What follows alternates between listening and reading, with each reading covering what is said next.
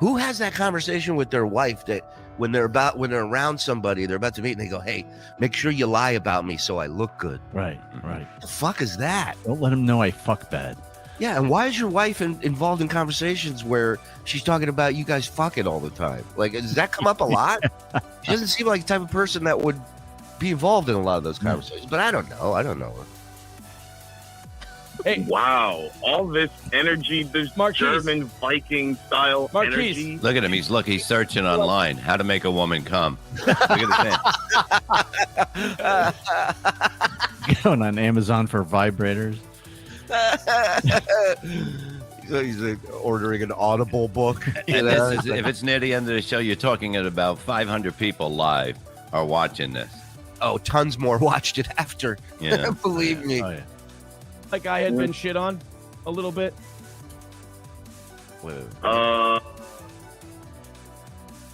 Hey, Wow! All this energy, this Marquise. German Viking style Marquise, energy. did you feel like I had been shit on a little bit? By your own what? I mean, no wonder he ain't delivering the goods. You're acting like a fucking broad over here, Yeah. Aaron. Like, what do you think I was shit on? I'm hurt.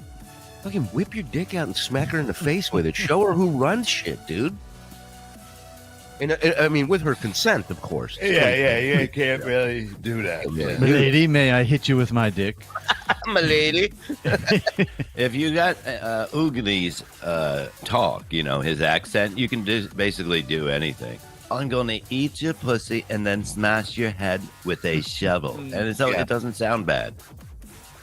Yeah, you think? Oh, you're probably right. Some chicks will dig that accent. They'll let them do whatever. Mm-hmm. Right? Yeah. That's kind of what I was did thinking say? too. What did I say that was like shitting upon? What happened? Did I black out for a second? You said he was. By the way, another 3 minutes left. What? Started. Ah, fuck me. By the way.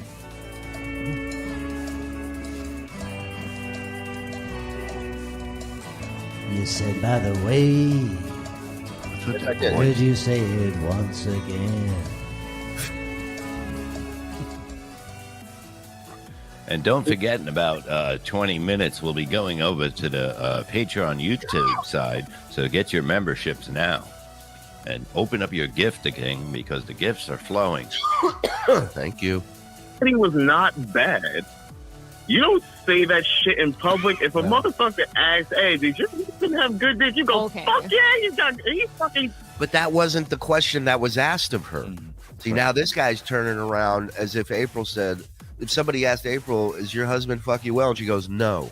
He's reading about a study that says you sleep better if you come before bed, and she's after sex, and she's saying, "Well, I don't always come when we have sex." Yeah, but why is that study when I could have told you that? Of course, it's such a fucking dumb, but at the same time, like, who knows? Look, there are obvious reasons as to why she's not coming, but we don't know that that's the case in those instances. Maybe The she, big one is to her right. I don't know, maybe she's just like, hey, well, get in here and do what you got to do, and so we can all go to bed. Like, maybe it's one of those. I don't know. Thank you, Tiff. But he made members. this. Thank you, Tim. He made this so much worse for himself. This reaction. Maybe they're in the middle of sex and Ray calls. Oh my God. Yeah. Hey, real talk, y'all. Real talk. Hold on, I got to take a call from Anti-Cum. Wait, I got to see that first line again. On some real shit. Is he working with Barry Ribs too much now? He's talking like him. How is she supposed to come when she's fucking a dude with a head that looks like a half-eaten cabbage? Jesus Christ. Calm down. Good. It's great. His laugh is worse than his voice somehow. Yeah, 100%. Yeah. Just have a little sign that comes up and says "ha ha," and we'll know you're laughing. She's better than any motherfucker I ever had. That's what you say. That's all I was looking for. I thought. Oh, so you want your wife to lie? But again, it wasn't the topic. He inserted himself into this. This was a study. This was a news story.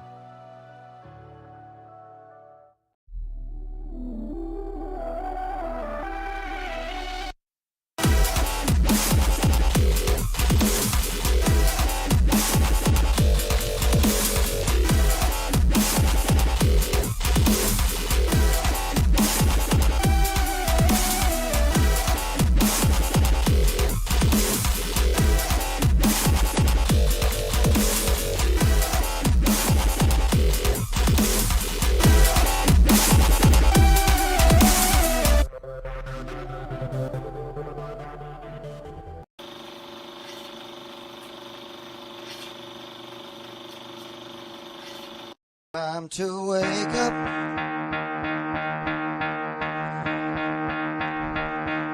Time to get out of bed. Get out of your coffin, you son of a bitches.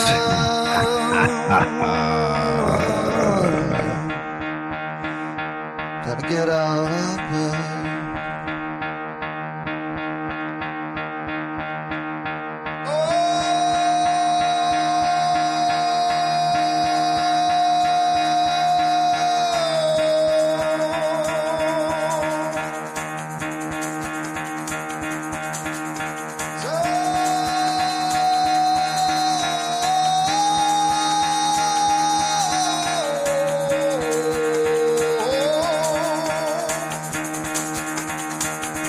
Out of bed, bitch, go.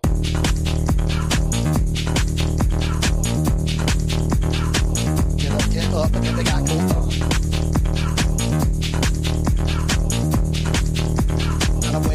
Time to wake up, bitch, get up.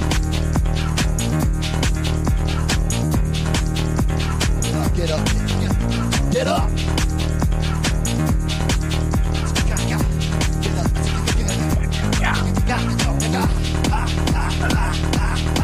Yeah. Get up, Daddy. Good morning. Good morning, baby. Oh, BS Show back live right here on the Shuli Network. A lot of people in the chat, a lot of questions. About what? Well, Bob, Quinn wants to know, Bob, when is your best friend John coming over for a swim? Probably in 2 weeks when we start our show. Well, I mean, let's get into this.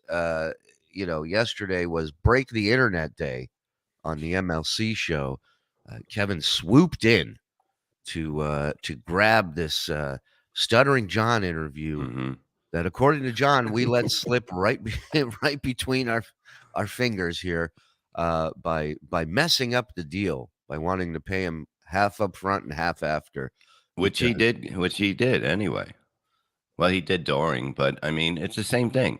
It's the same thing. What he did was no different. Mm-hmm. He didn't have to worry about me being there, apparently. Yeah. Which, look, some people thought you were too easy on the guy. I feel like you went into it kind of like the military, you fire when fired upon. Yeah. He didn't have anything to come up. Like, you know what I mean? He had no anger towards me. And anytime he did, I fucking yelled and shut him down and just boom. And it wasn't there. Yeah, I don't know if people expected you just to scream at him the entire show, and I don't know that would have been the beauty about John's appearance yesterday is that people, hey Vince, is that people literally it was great to have him back because he was doing what John does. He was just rambling, making no sense. It was going nowhere. He had wrong information. He was wrong about a lot of things, and it was great to hear all that again. It was great. I don't know that screaming at the guy would have done anything. What's funny to me is that Brennan has been setting this up all week like it's going to be this fucking Beyond Thunderdome, death match. Everybody going at everybody. Carl's going at John. John's going at Bob. Bob's going at John. And then the show comes on and it's like a daycare center for John. Everybody's got kid gloves on. Everybody's like Carl was. I take that back. Carl was fantastic. Carl did not let him slide on anything, which I loved. And for the first time, we did a stream sniping show, or snipe streaming show, depending how old you are and how you say it. We I guess we got Chad to quit his stream sniping show yesterday because the numbers just weren't there for him. And we had a little ace in the hole yesterday. The man who tried to put this all together, the point man, Vince the lawyer, joined us yesterday on the show. And we had an amazing time because Vince did this great thing where as soon as John started setting up a story, we would lower the volume and Vince would tell us the whole rest of the story. It was almost like Really? like I It was see. It was like Kreskin. And, Man. and then John would start, and we already had the whole end of the story. And I thought, this is a show. It's just Vince finishing John's stories. He knows them all. As soon as he starts, he knows. Good morning, Vince. How are you, buddy? Morning, guys. Good morning, Bob. How was your date? My date was fucking wonderful, man. I just got a whole bunch of cores for the refrigerator.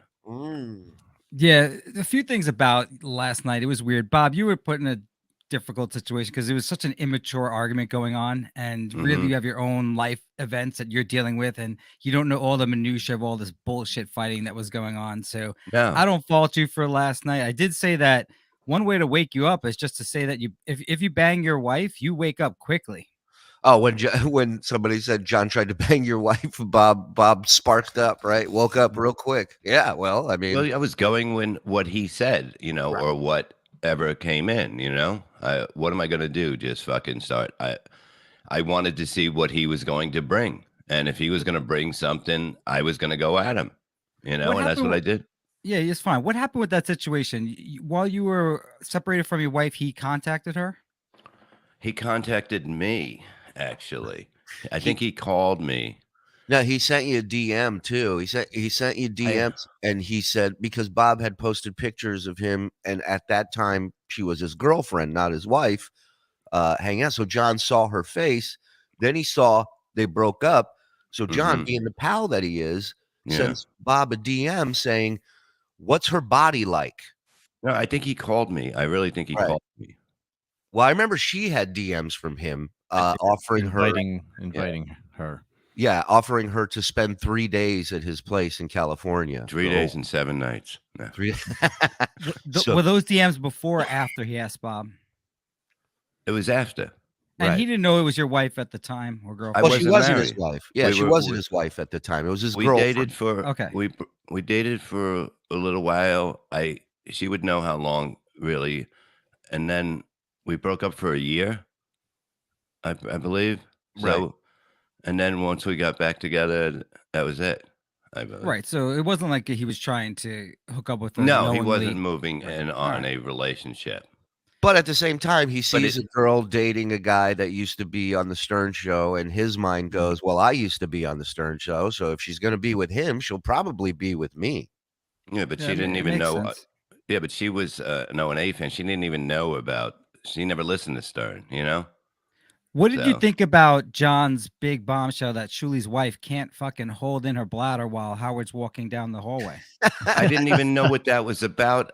And I said, if Shuli's your mole, then that's the worst mole in the history of that's moles. what it is. If that did happen, like I said, everybody in that comes out of the fucking doors when Howard's gone are going to be talking about it. You know what I mean? So everyone's going to know within basically 10 minutes. Howard would have brought it up on the air. You know what I mean?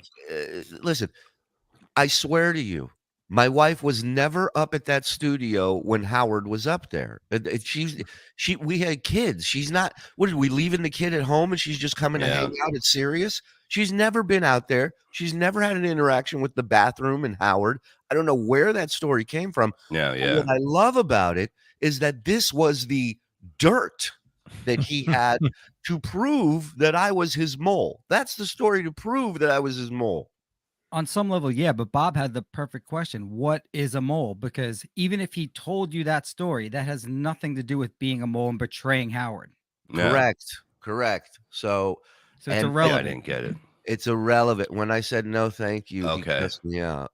Yeah. Oh, right. When Gina turned down the offer, he cursed her out. Look, let's get into John. John was a good-looking guy at one point, but what we saw last night was very disappointing. I mean, his skin complexion was super white. His hair, he needs a haircut. I believe he said he's growing his hair because it's a midlife crisis. I don't know. No, what the midlife he's going for movie parts or something. I thought. Yeah, it's a bad look. He's got to cut it, and he's about 45 pounds overweight. He didn't look good at all yesterday. He's looked a mess. Worse. Yeah, he looked worse than he has in a long time. And this is after he's told you he's ready to fight all of us because he's in the best shape Right. of his life. Yeah, and he I drank never even got into it, 7 but beers in 3 hours. Yeah. his offer was this: that he would do 1 round with Shuli, 1 round with Bob, then 1 round with Mike. I forgot the order. I mean, it was just a long rambled story, but that was his proposition to you guys. Yeah, I'm down. Whatever. I'll do a round with him. End of life crisis. And Mike, it's so funny. Last night I'm like, oh, John's not a narcissist. Then Mike was saying that he was, and then I'm going through all the characteristics that I know, and I'm really thinking, and I'm like, son of a bitch, Mike. I have to apologize to you, every single one. Which the biggest one is Mike empathy. Morse. Yeah, lack of empathy. And then I'm thinking, all right, so we've been judging John on his performance on Howard Stern show 20 years ago, but he was acting under a godlike figure because narcissists either have gods or whipping boys. And Right. when you're acting under the god figure, then you're acting differently. And the next characteristic is if he's criticized, does he shut you out? I'm like, fuck. I was doing his YouTube thing, and the second he would disagree with me, he'd shut me out of the account. He changed the passwords. Like, wow. And then it would go on, Mike, in each characteristic. I'm like, fuck. And then fundamentally, a narcissist is super insecure, and generally that's going to stem from your childhood. He was abused by Ralph, his father. I'm like, fuck, man, you're 100% right. Thank Now, you. of course, the best thing you should do is diagnose someone without a medical license, without seeing them Sure. personally. It's the easiest thing to do, too. I don't know why everyone says you should see the patient, but yeah, we did it. So I apologize, Mike. You're 100% correct. Okay. I was wrong again. Let me introduce. And well, let me Vince. And the reason I know is because somebody that I know and Bob knows very well, a comedian, is just like John, and we knew this guy really well, and just living with with it, because we work with him so much. It's like it was just like John, and it's like then you look at all those symptoms, and like, well, what's that? Yeah. So I know I fucked that one up. Let me introduce a guest, somebody that I'm a big fan of for a while now. I saw him first with Karl on WATP, and then started watching his stuff. A guy that we know and love very well, Hack Ride, works for this gentleman on his show. Please welcome to the BS show from the Blind Mike Project, Blind Mike, ladies and gentlemen. Mike, guys. I know I'm integral to this whole storyline, so I appreciate you. clap so he knows we're happy to see him. Yeah, we're I'm happy. being taken to comedy school, folks. That's good. Mike, thanks for joining us. I know you were, you have been involved with, following the John saga throughout the years, and now going into this return to the internet. I know you were watching yesterday. You got a lot of great opinions, and I want to hear your thoughts on, what you watched yesterday. Well, so first of all, let me just say, I think if Kevin's intention was just to fuck with you, then it was brilliantly done. It was perfect. But if it was to fuck with the audience, then I don't understand it, because it would have been a much better last hour than reading super chats to just have Shuli on. And like when I tweeted that out, everyone was like, well, fuck Shuli, he's not funny. And I was like, well, even better then. If John dumps on Shuli, how much better is that for the second half of the show, where Karl wins in the first hour and Shuli loses in the second hour? That's great television. Yeah, let me bomb. If I'm so bad, let me go up there and eat a giant shit sandwich on the show. Yeah, that didn't make sense, really. That really didn't make sense. It was extremely because frustrating. a lot of the questions he was asking me about you, I did not know what he was, you know what I mean? It was either just made up. Like some of these stories were like us talking about something, and I go, no, there's no way we talked about. I know that we never talked about that. It was never on the show. That I didn't get where people were like, Bob's being a pussy. I was like, no, Bob's saying, I don't know this. Ask the man you're talking about. Exactly. And it was so frustrating to watch. Yeah, because when I came on, I would watch Mike and Shuli and Izzo at the beginning. I watched the show and I go, Shuli, it's pretty funny. I go, I like the way that you can just make up stuff as you're going on. Right. And like I came in, as Shuli knows, with no hate. I just came in as something I can watch and do jokes about, which I've always said. And then John started hitting me up. And then with his fake accounts, how can you do this after all I did? But, and I'm like, dude, I'm not doing anything. You know what I mean? I'm busting balls. When he took it to a certain part, then I took it to a certain part. That's it. And that's basically it. So does And, Kevin just hate Shuli so much that he was like, I'm just gonna kind of toy with him and keep mentioning, like, oh, I can't have Shuli on. We got to get through these super chats. Was that like? Yeah. the I motivation? don't understand why. I don't really get why he hates Shuli. All we've, truthfully, we showed him at the beginning. We can go I'm a live. snake. I'm a snake, Yeah. y'all. Watch your But back. we can go live. You can do super chats. We have all this stuff. You can do the the money coming in. It's a business now. You have to do it as a business. I've offered him producers. I've offered him insight on other revenue streams that he's leaving on the table.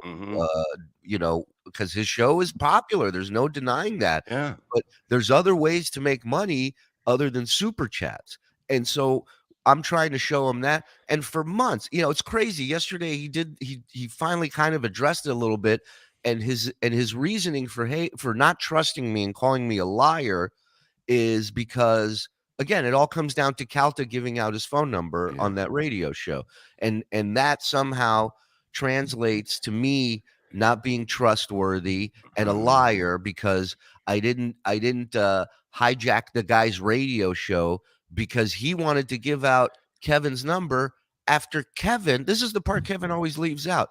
Kevin gave out this guy's number first, and this guy's been holding on to that for a long time. And here's where your big mistake was, Kevin, is that your boy Chad Zumach called Mike Calta before my appearance and tried to put a good word in for you and smooth things out.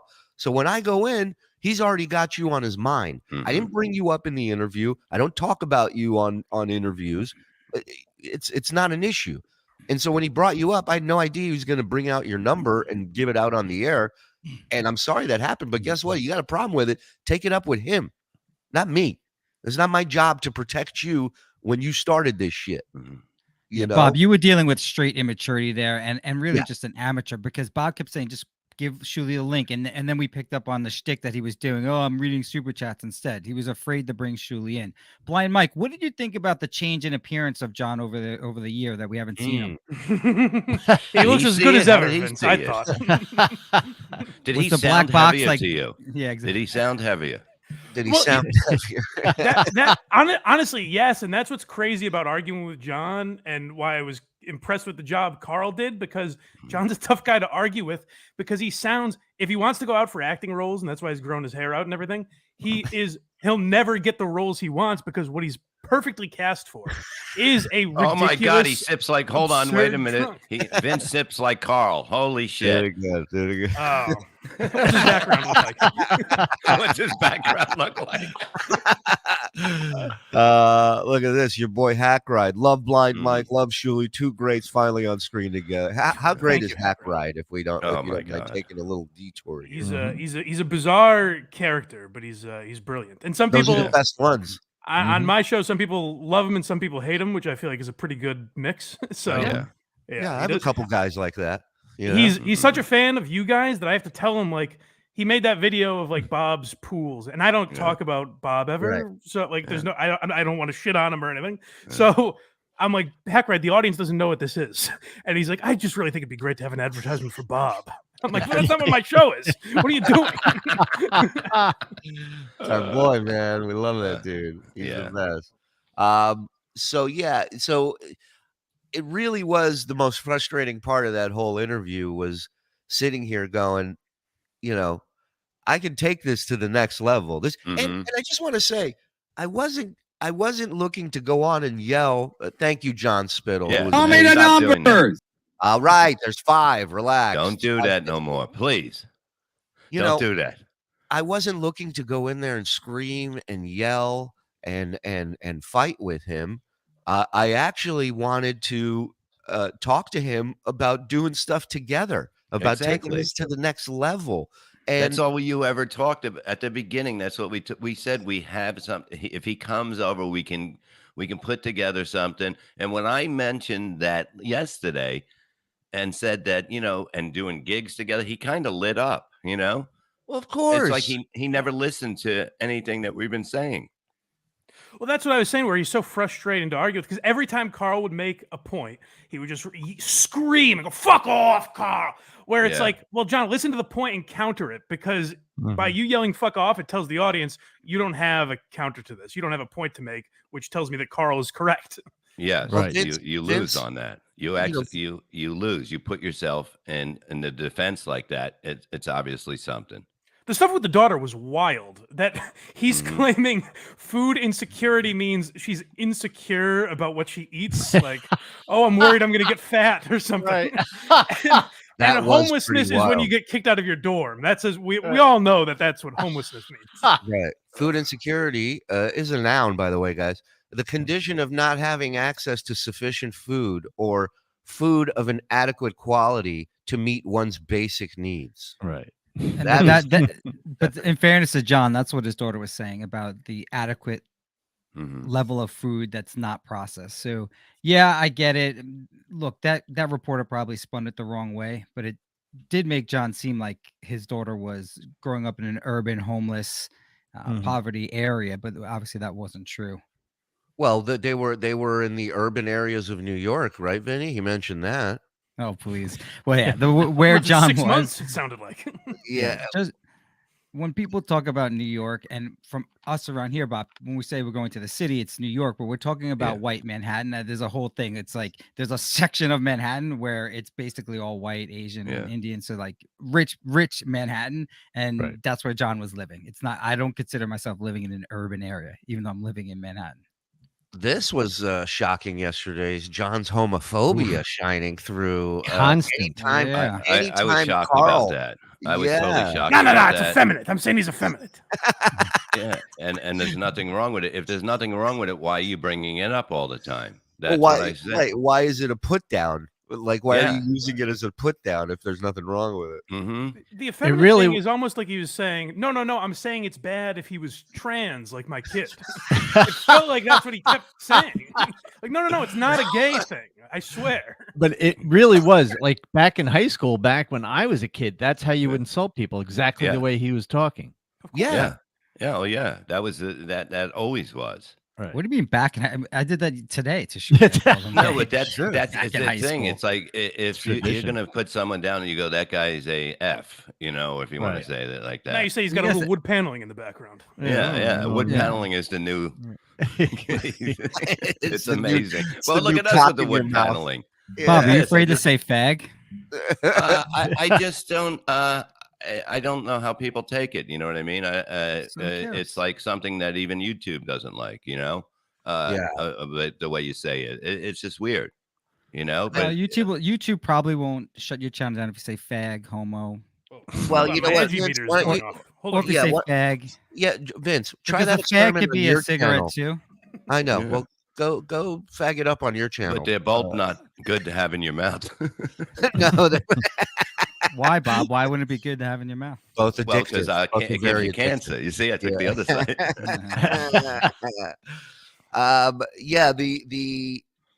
A lot of people felt that Kevin dropped the ball by not bringing me in and at least facing John face to face. But I have this offer, and Vince, you can go to John if he's still talking to you, because I don't communicate with him. He still has me blocked. I would send him this message. I'll call him after the show. Oh, good. Yeah, FaceTime him after the show. Wake him up from Bob's bed. John, get up. Watch. He's in there. Kevin will flip out. What is he doing in the room with you? I want to offer him to come on the show. Myself, him, his buddy Bob will be there to support him. And we talk. We don't fight. We don't scream. We talk. We work this out. And I'll split super chats with him. That's as far as I go. Bob, remember I stayed at your house and we slept in a bed together? Yeah, Kevin's jealous that I stayed at your house, and he's not happy about that. So yeah, reach out to him. Tell him, okay, you did a warm-up show. Now it's time. Now it's time for the main event. Here's where Kevin's an evil mastermind, though, is because no matter what you do now, even if the second show is better, it's John and Karl already did this. Shuli's really just copying him. So it's a brilliant stroke of genius by Kevin if he's just trying to fuck you. I know. I know. I don't know if you know this, but no matter what I do, Shuli's just copying somebody, according to the internet. And so, and I'm listen. That's for me. This is for my benefit. I'm not looking to top what Kevin did. I mean, we were just a couple hundred viewers short of Kevin's number yesterday, and he paid $3,000 to get John in there. So, I'm just saying, closure wise, for me and for him to get everything out on the table, look him right in the eyes and say, here's my issue. Here's what's incorrect about this, and just settle it. And we don't ever have to talk again afterwards. We don't have to work together, but at least a face-to-face. Yeah. Now, John had that big bombshell, Bob, but could that have been, she was claiming his wife was never up at Sirius Satellite, correct? Yeah, she never had it. And she may have been up there in an afternoon or so, but there was never an interaction with Howard. And I think maybe. And she might have picked you up after Miserable Men. If I but recall. that's at night. That's 11 o'clock at night. But that's all I'm seeing. That's all. She That's why I didn't she know what he was talking she about. never went in when she picked Shuli up. No, because we watched her yell at Mike. Yeah, outside. Yeah, that's great. Could it have been the girl you were cheating on your wife with at Sirius?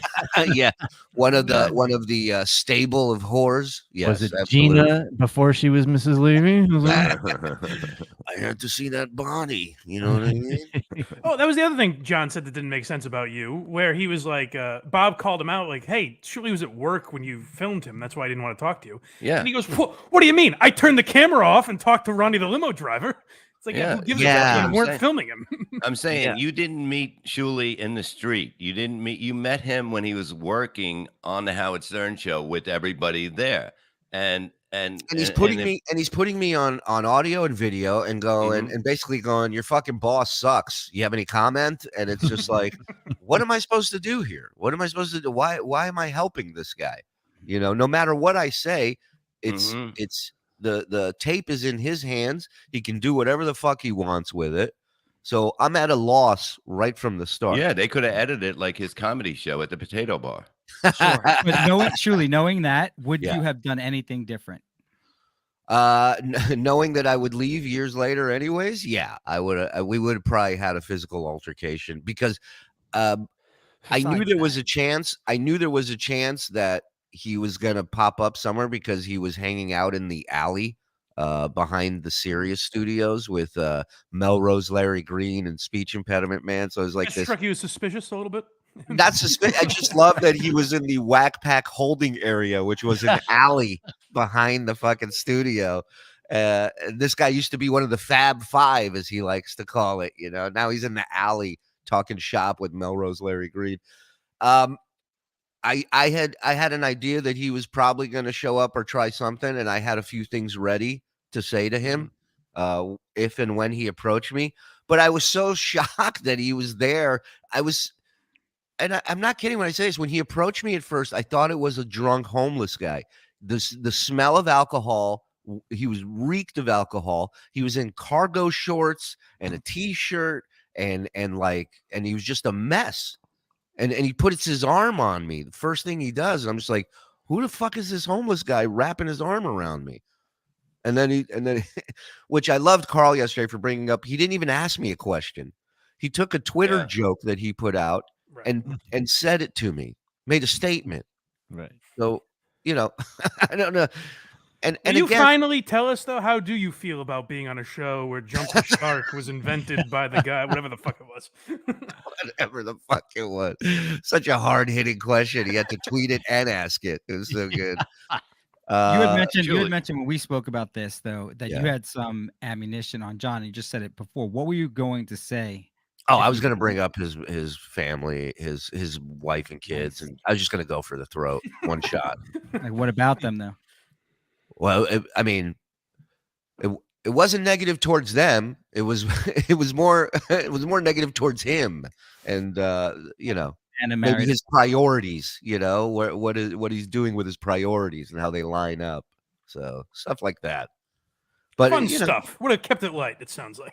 I figure it's shot for shot. Doesn't mean you can't punch as hard as you want the next shot. After the first person goes. So fuck it. Carl just texted me. He's happy you're on the show. Of course. You and Carl do a show. Who are these socials? Correct? Yes. Yeah. Which I believe we stole Bale and Dupree from you. Is that right? You we found it on your show first. Which one is that? Who's that? That was guy? a Tourette's girl. I watched the video. Yeah. It was funny because I watched the video. People kept telling me like, "Oh, Shuli played Bale and Dupree." You gotta be shitting me. And then I watched the video. You guys played it first. I think you guys played it first, but there's enough Tourette's to go around for everybody. Oh no, I know we played it first. I was kidding, but I watched the video, and someone told you later that Carl played this, and you were like, "God damn it!" Yeah. I could tell it wasn't intentional. So Yeah, it's every time I do something, they go such and such did this. I go, what the fuck? Why don't you shut off the cameras? Let's go home. But yeah, me and Carl will be live tonight at 8 on Who Are These Socials? And we will be stream sniping you guys, so we know what not to do if you do it. So we're gonna... Thank you. Yes, that's what Shuli should be doing, is watching the internet at all times, so he knows not what to steal. I tell you what, I mean, it's a great underlined story there for why I'm watching everyone's shows. You know, I just want to make sure I don't take anything, guys. Just preemptive. The stream sniping thing I find weird. That's where I think this world has gotten too incestual, where you're watching Chad, watching Shuli, watching Kevin. That's where it feels like, hey, Kevin got the interview, just let him have it. No, that seems weird to me. I mean, good for you guys. You had 1,000 viewers, so maybe I should be doing it. But it just seems strange to me. Well, only because we had a vested interest. I mean, this is, he's been part of our lives for a year now. Yeah, I don't live stream when he's got Dang Pang on or whatever the fuck. That was a good episode. It was a good episode, yeah. Plus, it makes it so much better that Shuli was offered to pay $3,000, and then he pays nothing and can stream someone else that paid him. That's what I kept thinking with Carl, where it's like, so John's big fuck you to Carl was, I'm going to save you. Holster your wallet, pal. Yeah, I'll show you. You ready to be up $3,000? Yeah, it's and again, I know I circle back to this, but he was hyping it so much. He had dirt and bombshells on all of us and was gonna humiliate and destroy us when he came on either our show or Kevin's show. Yeah. And then he just goes on there and it's nothing. He's got nothing still. He had nothing then. He's got nothing now. And I love that. I love that about him. But he seems like he would come on basically for not like the super chat thing. I think is enough. You know what I mean? Yeah, I think the offer's out there. You don't want to do it. It's all good. I guess we're all going to gloss over the fact that John made you look silly. Mike Morris, don't you have something to say to Bob, or was that just more shtick? I changed. How did he make me look silly when he had nothing? You know, well, because people wanted you to yell and scream the entire time. But that wasn't the fact that we weren't going into it that way. We even you talked have. about it. You should about have. About what? About what? About him calling you Bomb Levy, that you're a hack. And that he basically said that I headline the shows. Basically, you know, I am. Well, good. I don't care what he said there. I'm talking about what he's been saying. Yeah, it's easy to your face to be all nice. And, right there, that shows that he's full of shit. Right. That's what Bob. I think what Bob's trying to say is when it came time for him to say that shit to Bob's face, he didn't say anything. I can call you Bomb Levy now from now on. You won't be upset. I'm a killer. I'm a fucking killer on stage, and not many can say so. that. 99% of the time, I do better than anybody can in that position. I'm sure you think that. Anybody. I know it's a fucking fact. I'm sure you think I know it's a fact. I'm Nobody sure in this fucking business can go after me. Go ahead. You want to go after me? You want to go after me? That's what you should have done. That's what you should have done. Go ahead. Bring your fucking guitar. It's still not going to fucking work. Now, that's what you should have done yesterday. And it took me 30 seconds to get you more pissed off than you were. I'm not pissed off. I'm just stating fucking facts. Morris, you got to go and scene when you get to the end of that, so we know it's over. That's what I was talking about, Bob. That's all you had to do, because you had 6 months of him doing that to you, not to your face. So do you think that affects me with somebody is fucking just making up stuff? That's not true. It's not true. But I think part of it is for the people, they watched BS show yesterday morning, and yesterday morning you were on another level with the little hot under the collar. Yeah, you were. A lot happened that day. Right. So I think people assumed that was the guy that was going to show up to MLC in the afternoon, was the guy who was screaming to kill everybody. So, yeah, but the whole thing, and it was he didn't bring anything out to make me go crazy. What am I going to do? I'm going to yell for no reason over something when he's not coming at me. Anytime he tried something, when I did yell and put him in place about, you brought up, and I said, that's why I fucking do what I do, because you started it. You started. He had nothing to say after that. And He again, had nothing to say.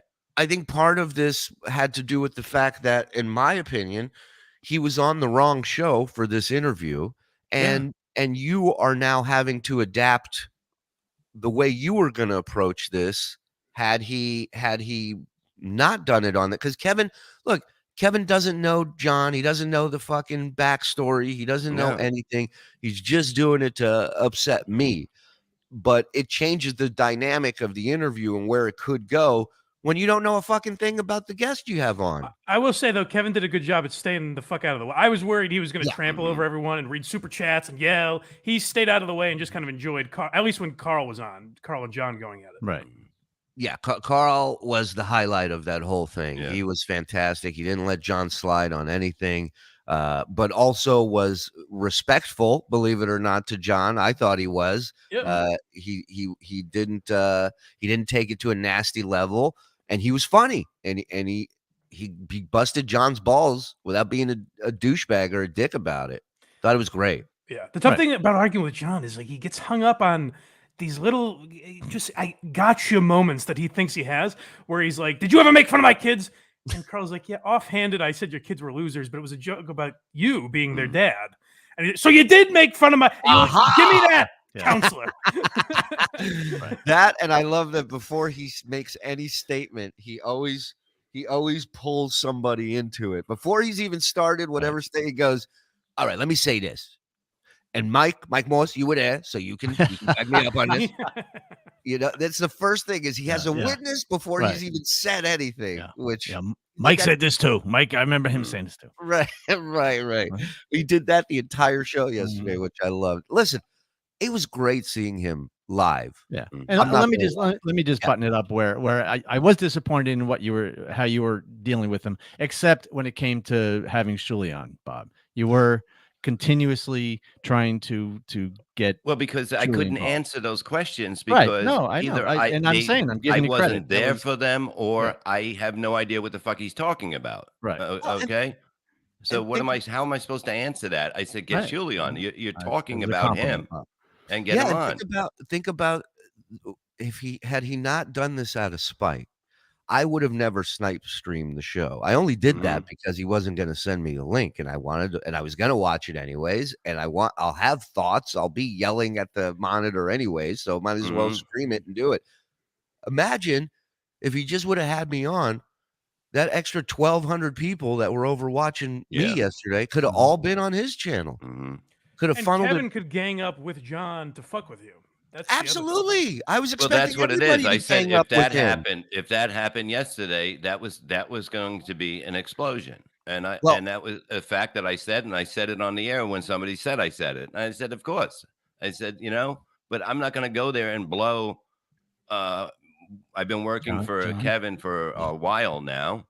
He pays me good money, and I'm not going to go there and just cost him $3,000 right off the front by fucking screaming. I was waiting for him to come at me. He never came at me. He didn't come at me. Right. It would have been so great to make Bob uncomfortable by being like, okay, Shuli and Kevin are here. What's Bob gonna say? You know what I mean? Like, it just would have been such a more uncomfortable, better environment if Shuli was there. Yes. Yeah. It would have been perfect. And it goes back to the setup of this. Leading into this, Kevin really did make it sound like, this was every man for himself battle royal. Like everything's going to go down. Your weapons are allowed. This is it. So Bob was going into that like, hey, if you think you're going to gang up on me, that's not going to be good for either of you. And I went into it. Had he sent me the link, assuming that Kevin and John would be in cahoots, because that's the only reason he's having John on. He doesn't care about John's story. He doesn't care about John coming back. He knows John hates me. That's why he has him on. That's it. That's the only reason. And before people think I'm kissing your ass because you had me on your show, which I do appreciate, I've never in my life said this would be so much better with Shuli on the show. So this is a rare instance, you understand? It's what I like about Mike is he has his opinions. He doesn't fucking suck ass to anybody. And if he doesn't think something's good, he'll say it. And I respect that. I dig it, man. Mike, how blind are you? I'm legally blind and losing my vision over time. So like when I was in high school, I was able to kind of fake that I could see, for lack of a better word. If you didn't know I was legally blind, you wouldn't know. But now it's pretty tough. Like now I have a cane that I use in public and shit like that. So it's gotten much worse. Because I mean, there's so many levels of blind. When they say legally blind, they can actually still see. So can you see in front of you? Yeah, but I can't really. I mean, part of it's I have the sunglasses on just because of my eyes. But like, I couldn't really see the screen. I certainly couldn't read anything on the screen right now. Can you go near the mic? You're not even. No, I'm kidding. So Twitter, like you're on Twitter. How does that work? Like, how do you? Is it? A fun joke is that people like to reply, "How are you reading this?" So reply that. I've never heard it before, folks. I have the font on my phone is pretty big, but also now I have something that like I usually have a headphone in, and my phone will just read shit to me. Cool, that's cool. Yeah, I think I have a question for Vince though about Vince's phone call with him. Yes. I think I'm going to play some of that on my show today. We're going live at 2 on the Blind Mike Project. I'll be seeing you at 3. But during Vince's phone call, I don't know if you just glossed over this or didn't catch it. John said that he made 10 to 17 grand per show for stand-up. And then later said, now, I made an okay living doing stand-up, nowhere near 6 figures a year. Now, I've crunched the numbers on this. Does that seem off to you at all? It doesn't, only because back when he was working for Howard, he was getting those numbers. But what I'm saying is if he was still getting it, couldn't he do? He could do 10 weeks a year and make 100 grand. Right, and Shuli's pointing out it's group shows. So of the 17 grand, he paid Bob like $200, and he paid like the other real comics like $100. I think he paid like $1,500. I think I made like 7 or 8 after a while. I think like one was like 200, but I mean, it was like 7 or 8. But it's still not a lot. I can do 1,000 or better. 100. 100, but I can do a lot better on my own. You know, who would headline those shows, Bob? When I was on them, I did. That's wild. Yeah. He's the lowest paid man on the show to close it out. Well, and the highest paid man on the show is hosting. Yeah, right. Oh, yeah. And doing a video for 5 minutes. But then I was also selling DVDs after the show too, so I would make probably 600 to 700. You know, we'd do 4 shows in Chicago or something like that. You would sell like 30 to 60 a show. You know, so it was you know, it wasn't bad at the end, but it was just you know, to get in, you get on the stories when you get back. So it helps. That's you always on been the wild end. to me that he's had like Jim Norton, Nick DiPaolo, Bob on, and he's like, "I'll take the lion's share of this." Yeah. Well, that's what it is. When I first worked with Artie, when Artie said, "Yeah, I'd like to come to Florida with you," and I said, "Yeah, I can." Probably started off at 10 grand, and then it sold out. I think he walked out with 20 grand, and it just started from there. And then he said, "I used to get 2,500 from John." And like, it was never like stealing Artie. It was just Artie wanted to do jobs. And then he seen what I can do for him. Right. I can put up his money every show because I noticed how many people were in the audience. And, you know, I got him up to probably 80,000 in Vegas, you know, for the first time. Todd says, this blind Mike guy doesn't shave very well. Thanks for being a dick, Todd. Blind Mike gets the handicapped parking spot at the Shuli Network anytime he wants. We put in ramps. We're good. I appreciate that. Yeah. Yeah. Carl was great yesterday. There's no doubt. You know, he went in there. He had his agenda, what he was going to go at, and he fucking did it. He was prepared, and it wasn't a thing like, oh, well, now he's meeting John, so he's nicer to him. He was like busting his balls the entire time. Oh, yeah. Well, he was going to go into it a kinder, gentler Carl, but then when John backed out of our deal, Carl was like, yo, fuck this guy from now on. You know, I'm not holding anything back now. Right. So I thought that was great. And again, he fucking killed it. He killed it. Is Carl Jewish, Shuli? No. But he's Because- the opposite. He's the one that rounded us up. Yeah. That's what I thought, Bob. In our text message, Shuli and Carl, we text each other throughout the day, and he's saying, "Yeah, us Jews won this one." I'm like, "Wait a minute, are you Jewish?" I mean, I'm married to a Jew, so Bob, you would agree that gives me immunity of Jewish jokes, right? Being married to a Jewish, yeah. So, but I'm like, what part of you is Jewish, Carl? I thought you were the Jewish killers. I thought he was German. Yeah. He did he's text like, me that this John guy is Meshuggah last night. I didn't know what he was talking. Vince, you got to go. You got shit to do, or what? Are you trying to kick me off here? I don't know. You said you can do a few minutes. You leave? Really? Oh no. Okay. If you want, though, you could put me down where the super chats block me, and I'll stay. I'll hang around. Well, no, we do have super chats we got to get to, so I'm just asking. Everybody's welcome to stay. By no means, you guys have to go. Mike, you hang out. Thank you. Yeah. Yeah, I wasn't talking to Black. Yeah. All right. What do we got super chats wise? Go ahead. Just real quick, I'm going to do a screen share for this one because. Oh, is this a new tweet? Oh. Yeah, that is a new tweet, but this one wanted to just cover Vince. So please put these DVDs on Vince's face. You got it, Abe Froman. You got it. John Melendez, message to the dues payer. That's me, by the way. You were wrong as usual. I did the show. B, you said you were better than me on Stern. Never said that. I don't. Yeah, that's another thing I never heard said. I never heard this said. Well, I'll say it in a second here. You're right. You are a comedian because that was the only funny thing that you have ever said. C, you were one of my moles, but you are too big of a coward to admit it. And that's the last tweet. Well, there's no A. He just went right into B and C. Yeah, there was no A. There's an A right there. A is correct. Oh, okay. A is correct. You said, and then B, John was better than you on the Stern Show. I don't think you ever said disagreed with that. I've said that I was a huge fan of John's work. Me too. Back Okay. in the day. Yeah. So then we only have C, really, and there's been very little proof that you were his mole. And if he can prove it with something else, then yeah, maybe he's correct in the C. You don't think that story he told yesterday is a smoking gun, and it's just proof right there? Makes me look like an idiot. I believe it because it was so boring. Who would make that up?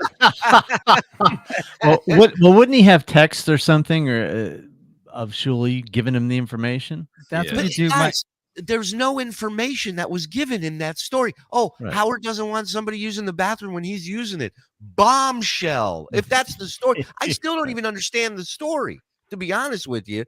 That my wife went to go use the bathroom and then Howard came out and it made no sense. That's not a bombshell. A bombshell is, hey,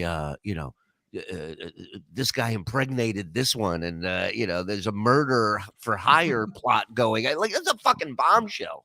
Right. What he told yesterday was one of the worst things I've ever heard. So you can boil this down to you have C, and now we put it back to John. Show us how Shuli was a mole. Not telling you random stories or anecdotes. Show us how he was a mole, where he gave information that was detrimental to Howard and gave it to you while he was working there. And let's say, for argument's sake, I'm a mole, right? I'm leaking shit You left. look and like a right. mole. Thank you. My question is this: why would I go to John? Right. Why? Why? The biggest microphone. You wanted to go to the town square. Like, it makes no sense. Even if he's right, even if I'm just a fucking babbling cunt and I'm telling everybody everything, I go, you know where I need to go with this information. Stuttering John, the Ronan Farrow of podcasting. Hey, Redbird said a bombshell would have been Shuli's wife took a shit so powerful that Howard had to turn around. I'd pay to keep Mike's shirt on. Terry Neef. Pay up, baby. So Shuli, the best part about this tweet was the first response to I it. did get naked. What's the first response? Cardiff, come on my show. Cardiff joined us yesterday. He was great. So what the fuck happened yesterday, Bob? Dodo wants to know.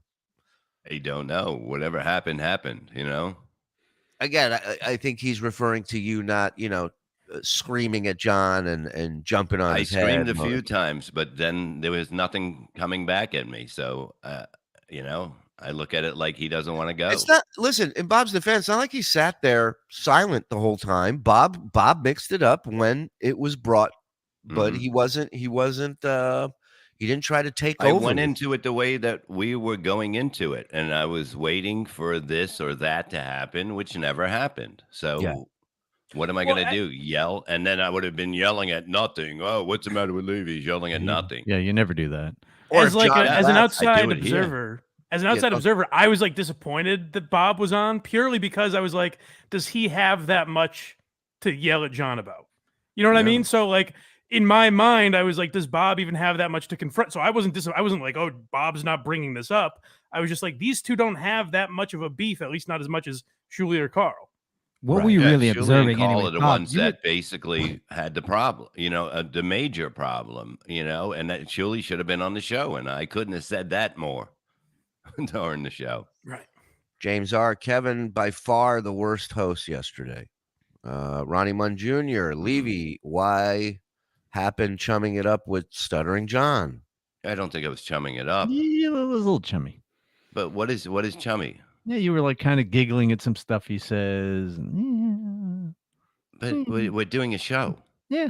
You're giving him the eyes. You're blinking. Yeah, you would like a little bit. The Colin Quinn eyes. I've seen him before. Yeah. Mike, you should have came on and said nothing. I would have been on.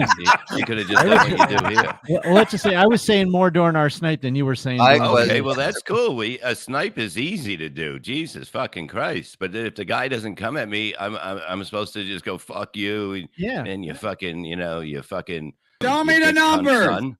It doesn't make any sense. Thank you for gifting us 5 over here. The memberships were flying yesterday. Super chats. Carl showed up yesterday and did disappoint. That's all. $1.99. James, I didn't have to win.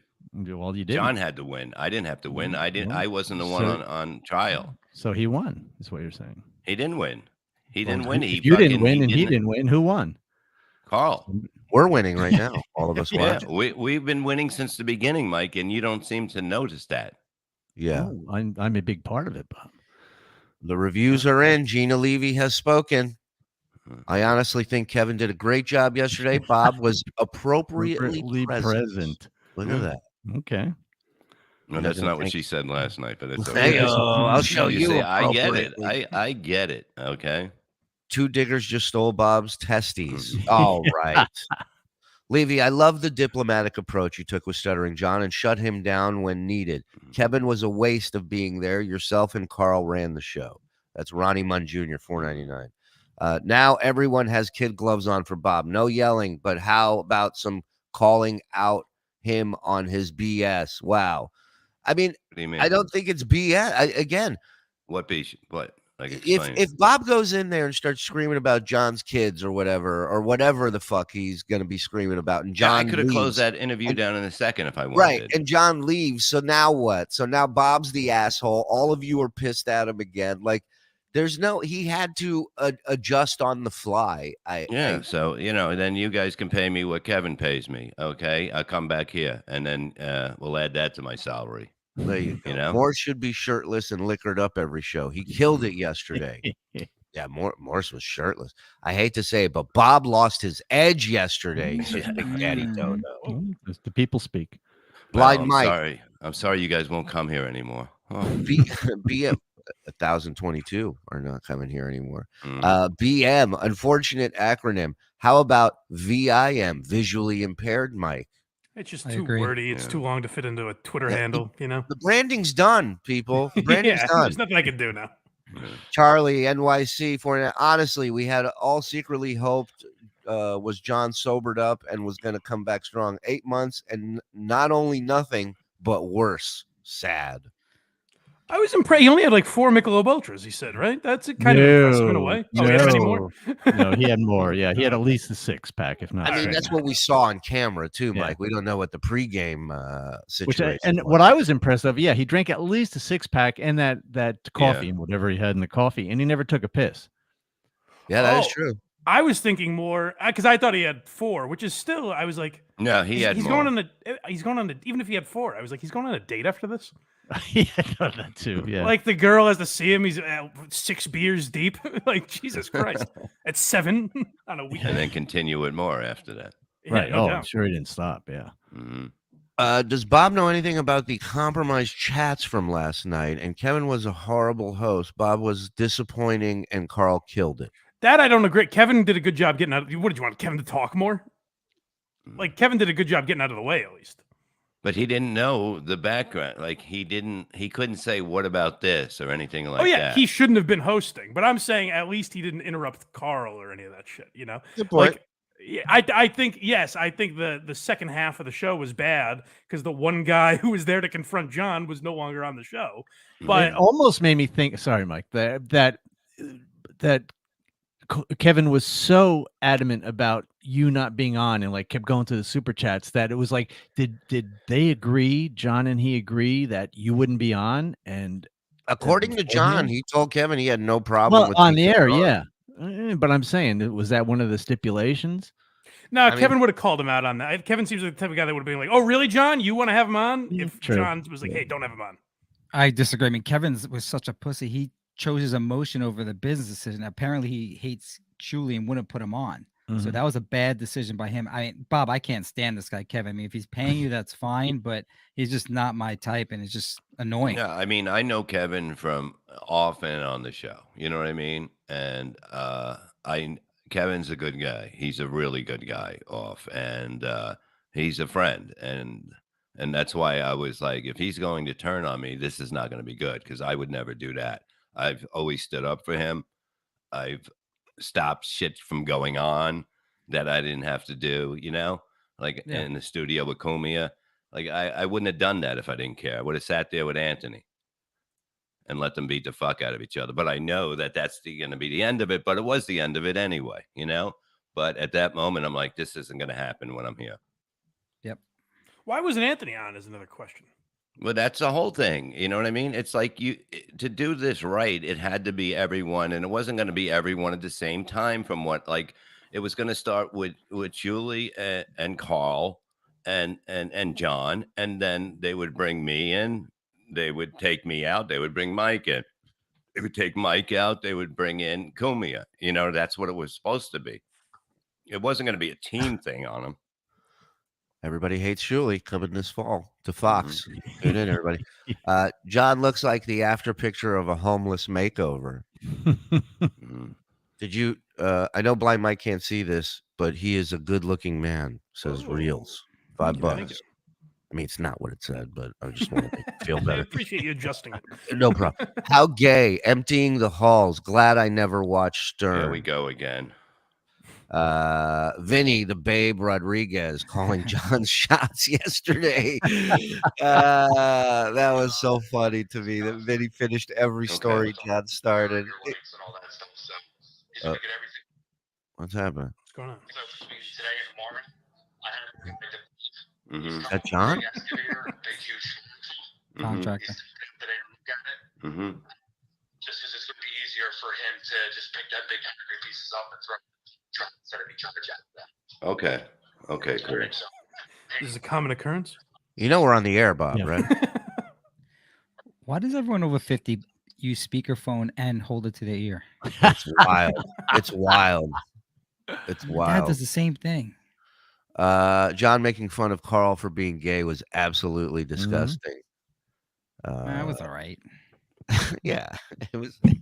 If you know his backstory of his family, it's actually really funny. It's the greatest thing ever that he's like, can you imagine being an effeminate man? What kind of a freak? What did I miss? It's like me going, can you believe he's a Jew? Like, yeah. He was born in Israel. What a loser. We were just talking about how hilarious it is that John's, family and his kids, and he's just calling Carl gay the entire show yesterday. Yeah, I didn't understand that at all, and I said it's a fucking, you're insulting him. You're saying it's a bad thing to be gay, and that's what he's saying. That's why he's saying it to him. He's not saying it because it's a good thing. And Right. for him to say that is not fucking cool, really. Right. It's kind of funny. You guys don't call people gay, but not in the literal sense. Just that's gay. No, he was saying he was a homosexual. Right. I only call a guy gay if he's sucking my dick. Yeah. The third time. The first two, anything's possible. I would actually say it's funnier. It's funnier because John thinks it's a slam that he would be gay. If it was just like, "Hey, Carl's gay," Carl would be like, "So what? Okay, sure." Right. Who cares? Right. Yeah, it was the innuendo. It was like a 1970s sitcom. It's like, oh, he's a little light in the loafers, if you know what I mean, right? Mr. It was like Three's Company. It was like a Three's Company episode. You know. I love that. I want Vinny on every show just so we can keep putting super chats over his face. At the bottom of his screen like this. Isn't it the best? It's fantastic. You could put blind Mike down here. He wouldn't know. He wouldn't know. I know, but Mike deserves to be seen. He's a good-looking man. You know. Yeah. Buck naked, $2. Jake said it best. Shut up, Mike. Yeah. James Beaumart, $4.99. You're all missing the point. We all took this journey with you, and this was a big moment. And Bob let me down. When does he not let you down, Beaumart? Now we're not together. Right. Henry Webster, $1.99. After yesterday, Bob should be demoted to third mic. How dare you? It's okay. I'm still getting Chad's money too. So yeah. I have emails, liberal lunacy. I have emails from John's agent saying he will do multiple shows on a weekend for $3,500. Jesus. John, the craziest thing to me, John has an agent? No. I think this was back when or something. Yeah. Oh, for comedy, for stand-up. Yeah. Okay. John said he doesn't lie. Then he said, if he had said Shuli recorded the meeting, he misspoke. So, that was another thing. For years, he accused me of being the person who recorded the summit meeting, the person who leaked it to him. Yeah, you remember when I brought that up, Vermont, that he said it was him yesterday? Yeah. And you brought up Danny, the hitman, his buddy, coming to the comedy show. So back to the summit thing. Like that could have got me in a lot of trouble. Had they taken John seriously, that could have cost me my job. But when you ask him about it, he goes, "Oh, did I say that? Oh, well, okay. Well, I guess I was wrong." Mm-hmm. Like what a fuck! Like if I was on at that point, then you would see some yelling for sure. Oh, put up Rob Soul's thing for a second. It just went to the top. Let's work on this. So it's not cool to make fun of people by calling them gay. Am I in the twilight zone? I remember this next Levy Land. When you have a relax, Twinkle Toes. When you have a and you are so behind this community and you're throwing jokes about somebody else to put them down because you're saying they're gay, it's not what you do. You can't be for this and then go, I'm going to use it as an insult. It doesn't Bob, work. You're that right. way. It's being a huge hypocrite. That's what it is. Yeah. If Carl tweeted that John had effeminate tendencies, John would be screaming that from the mountaintops. Carl's a homophobe. Carl's a homophobe. You know, 100%, Mike. 100%. Sorry, I showed up a bit late. I must ask the important question. Bob, did the pool guys show up today, or are we coming with shovels? I just got a call. They are basically bringing in a big truck to basically scoop up all those concrete that was laying on the side, Shuli. They are going to put the light in today.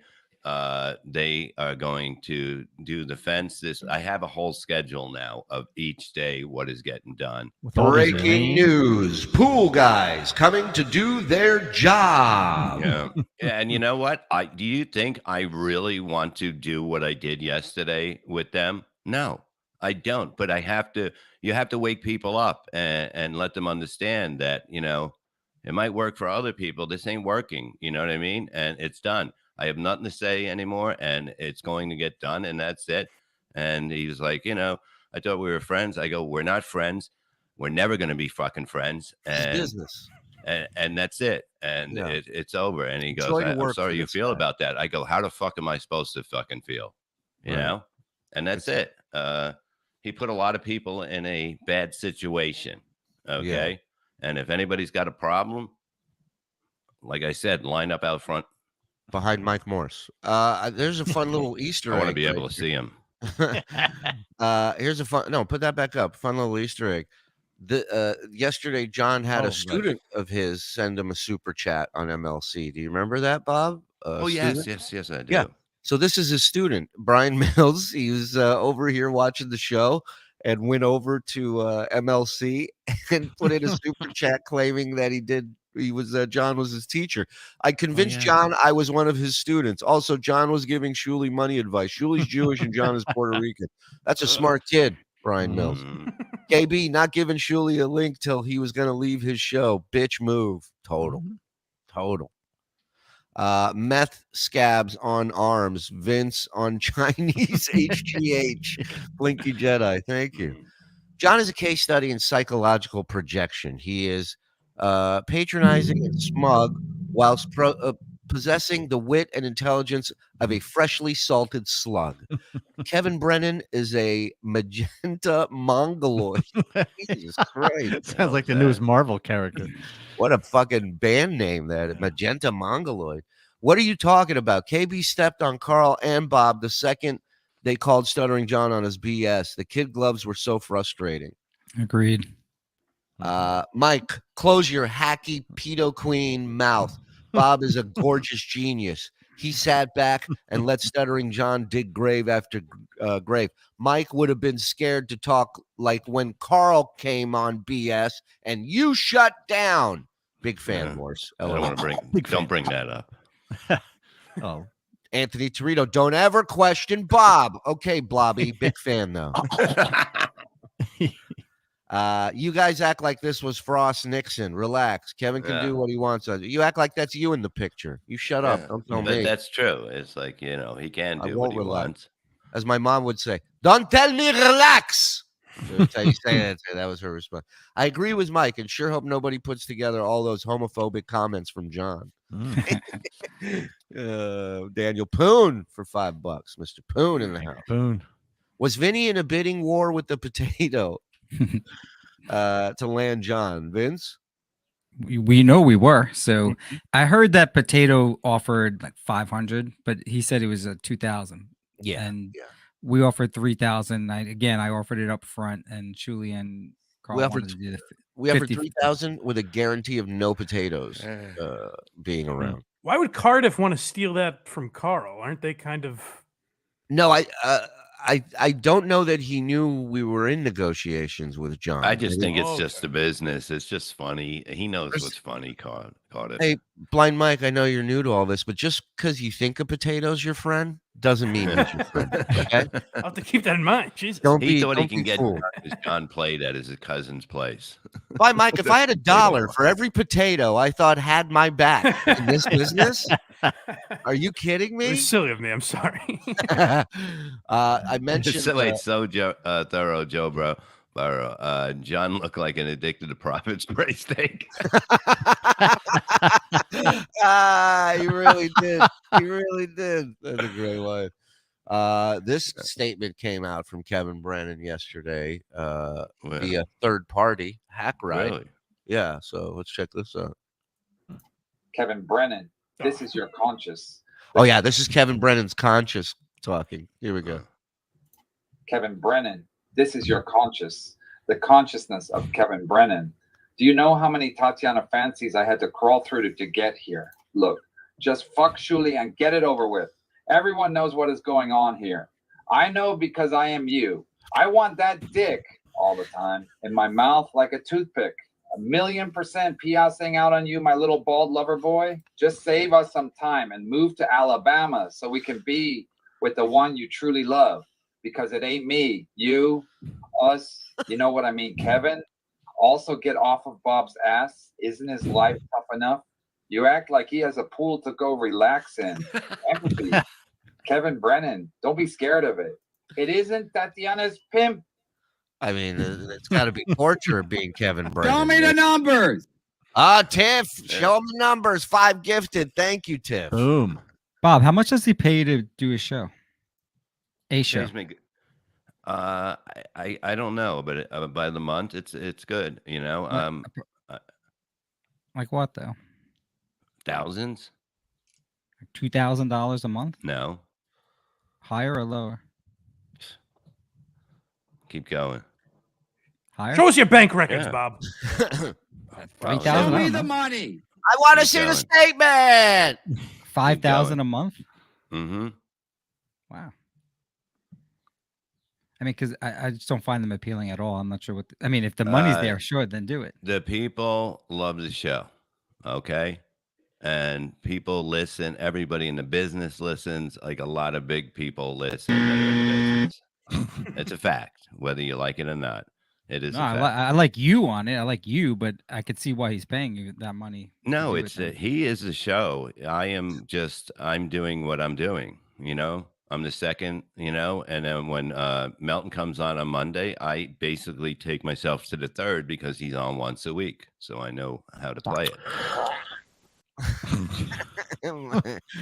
Like you're an audible guy. That's Bob swallowing after taking a sip of I suspected something. it was something that was quite disgusting, but It's horrific. It's horrific. what's going No, on. the show's been big for a long time, and now it's got really big. You know, it really took off doing it live, which is the way to do a show. But enough about BS. He was talking to you about MLC. This show's taking off, baby. 1,000 people in the morning with us. I love that. Show me the I mean, numbers. It's It just good helps. to get Chad's money too now, you know, because if somebody doesn't listen, so it's good. But I'm not delusional. I know Thanks, we don't. Chad. Thanks, Chad's wallet. I know we don't get here without the help of Blind Mike and Vince being here this morning. of course. And of course, I mean, you guys watching this, whatever. But, you know, Blind Mike and Vince is where really it's at. And, Well, I know one thing for a fact. Shuli's a fucking liar. I know. Everybody knows that. I have a couple Chad clips from yesterday.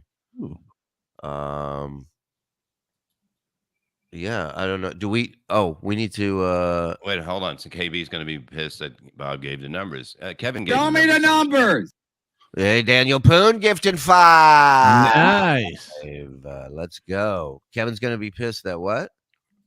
That I gave what he pays me. He said it on the show what I made when I was off for a week.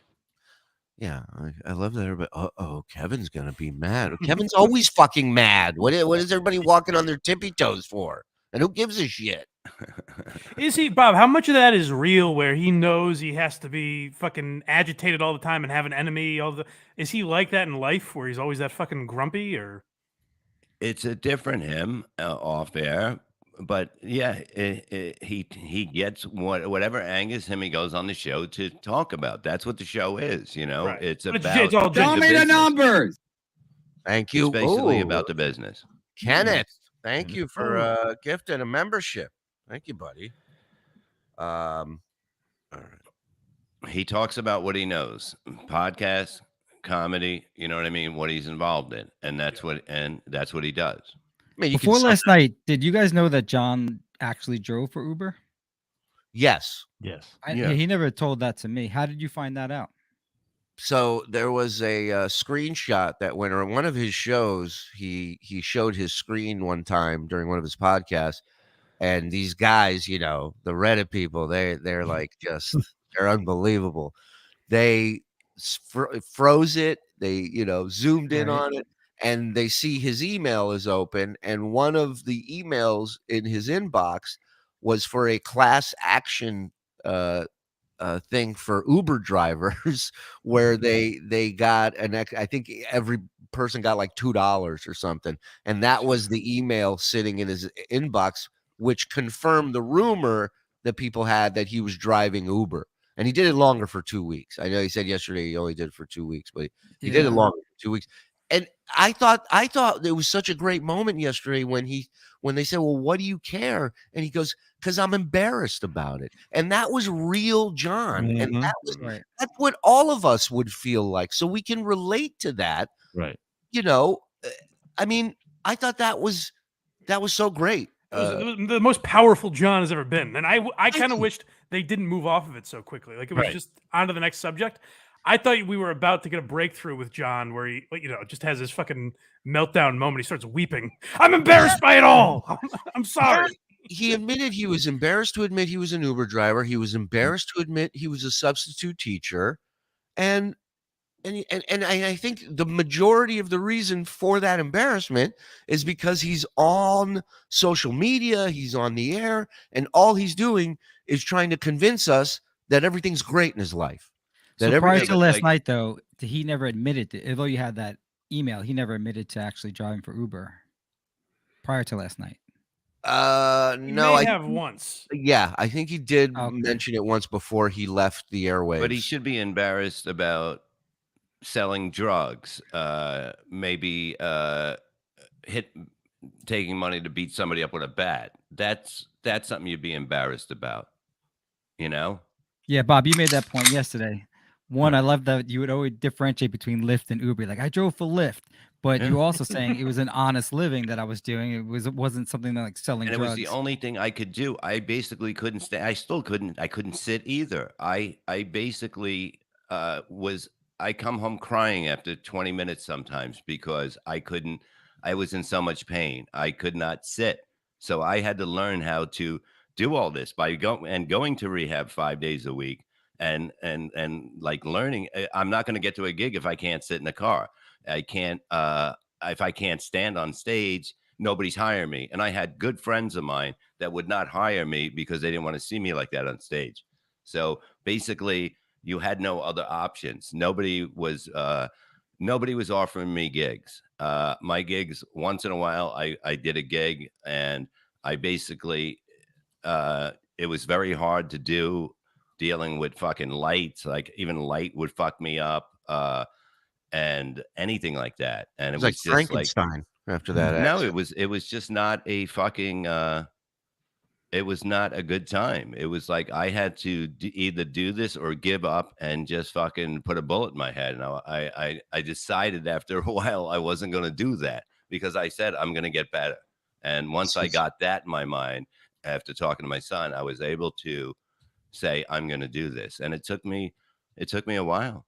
It took me a while to get back, but now that's why I came back. I came back full. I'm either going to not do anything.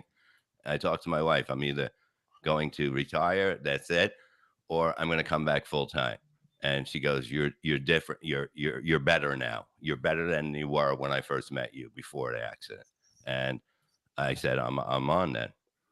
Hey, you know Tied an onion to my belt, which was the style at the time. No, that and was. I talk about things because people go through things and they can hit you up and talk to you because they have no one. You know, your friends will always say, "Just fucking get over it." You know what I mean? I'm not like that. I give them idea. Bob drove for Lyft, and Steel Toe can't find the man in the boat. We all have our burdens, things that we're embarrassed about. Yeah, according to I Clint wasn't Eastwood. embarrassed either. I just I did what I had to do at that moment, and now I come back and I feel really good on a mic here. I feel by doing shows, and I feel good on stage. It's just incredible now. It's just in a different level. It's a different level. You're a total different person on stage, which surprised me because I only knew you from these shows, and then speaking even to you backstage, and then I watched you from the audience. I was trying to give that advice to John, where you could elevate your game, but just by watching Bob, and he didn't like that. You know what's weird? I had a class action against Uber that John would have been a part of, but there's another attorney, Liz Reardon. She did the California class action. We had it here on the East Coast. And it's funny because John's probably in our system. I never thought without a doubt, he'd be in there. Yeah, if he drove, then what John doesn't understand is the only reason people bust his balls about being an Uber driver or a teacher is because he A, denies it, and B, portrays himself as this multimillionaire celebrity who gets 7 million Google searches about him every day, apparently. $10,000 pool table. Well, Michael say like stuff like that is like, that's not is that winning in life when you're like, okay, your life should be the happiness. Everything else, like whatever you have, whether you have a lot or not, you should be able to have a great time because your life is good. It's not what you have. Well, that's again that all ties into the narcissism thing. It doesn't matter. It's what other people think of you and what you project. And that has no say. It doesn't matter what anybody thinks. And it's the craziest fucking thing. And like we said when we talked to our friend on the phone, basically he calls you and he's like, "What's up?" And I'm like, "Yeah, I'm just doing this." But anyway, I'm doing this, I'm doing that. And you don't say a word after. You don't get a word. You can ask Florentine, you can ask you can ask me, you can ask anybody that It's just he'll it's actually like, say, why- "How are you?" and then just launch into. It's unbelievable. It's like I'm just sitting on the back of the boat while he's rowing, fucking telling me stories. Who is And this I'm guy you like, keep talking about? The narcissist friend that you have? Well, we have to decide whether we're gonna. You should just out him. we might be doing a show. We should do a show about him. He is fascinating. He is Listen, fascinating. who There is is it? nothing. Look, Hold he's on. not. I say we don't say his name, but let's book him for a show, and let's get him on. All Okay. right. And then, He's not talking to me, so you're gonna have to do it, Bobby. Because I finally did call him on something, and he blocked me. And Well, that's I a can't true believe sign that of a went narcissist. dead. Yeah, this is You- a guy. you just- I would go in. I would just go along with him, and that's what we all did. We would go along with anything he said because it was just so funny. Listening to his stories. And one time, I just said, "Let's see if I can push it," and I pushed it a little bit. That what he said was bullshit, and he blocked me on everything. I didn't think Artie was like that. It's not hard. It's not hard. Oh wow, that's funny, but yeah, not that. Stuttering John said he got Derek the job on Howard Stern show. Is he the no? And John had I know Derek, very nice guy. John had absolutely nothing to do with Derek getting the job. And Derek was when Derek got there, and at one point, it came up that he was at the Tonight Show, and I said to him, "Oh, were you there when John was there?" And he goes, "Yep."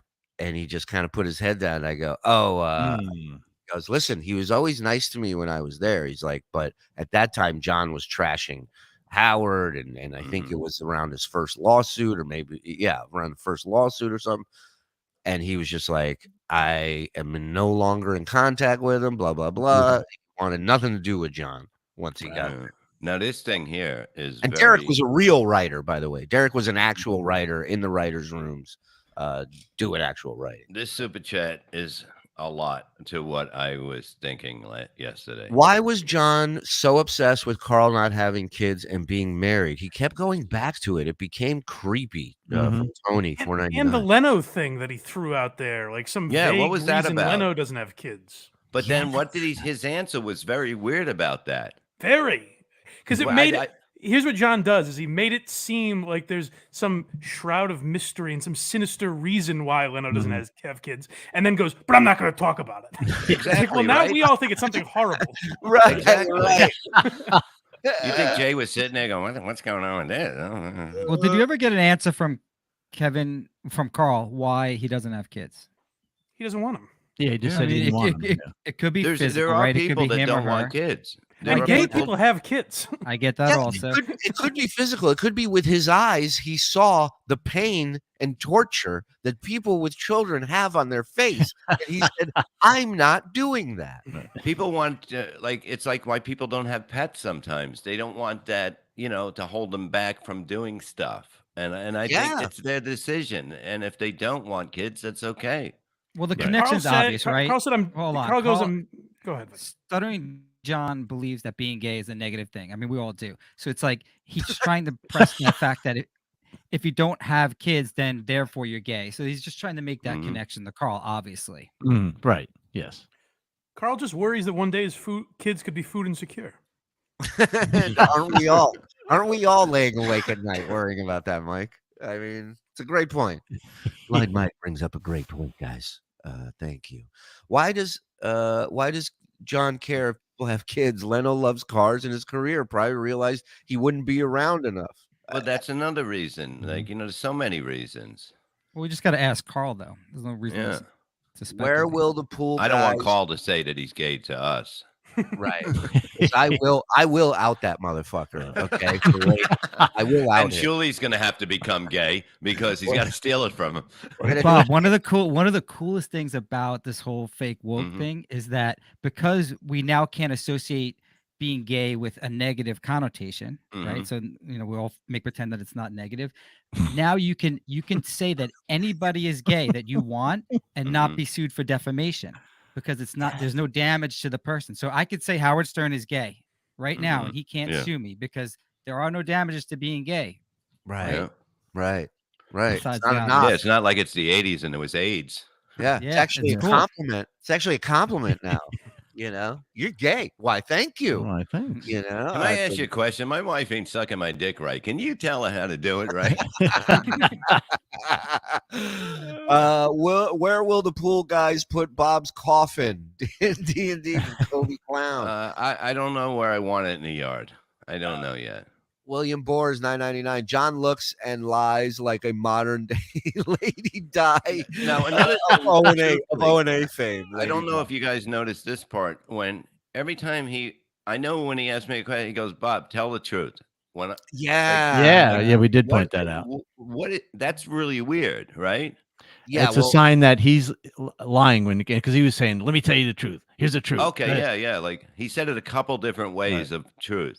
Well, I think Carl was the one who called him out on that. Was just like, you don't have to say, "I'm going to be honest here, guys," before you, because you're not being honest. You know. Also, the idea that Jay Leno, while hosting the Tonight Show, would confide in an underling the true reason why he doesn't have children is pretty absurd. Hey, John, let me pull you aside. I want to talk to you about me and my wife's problems.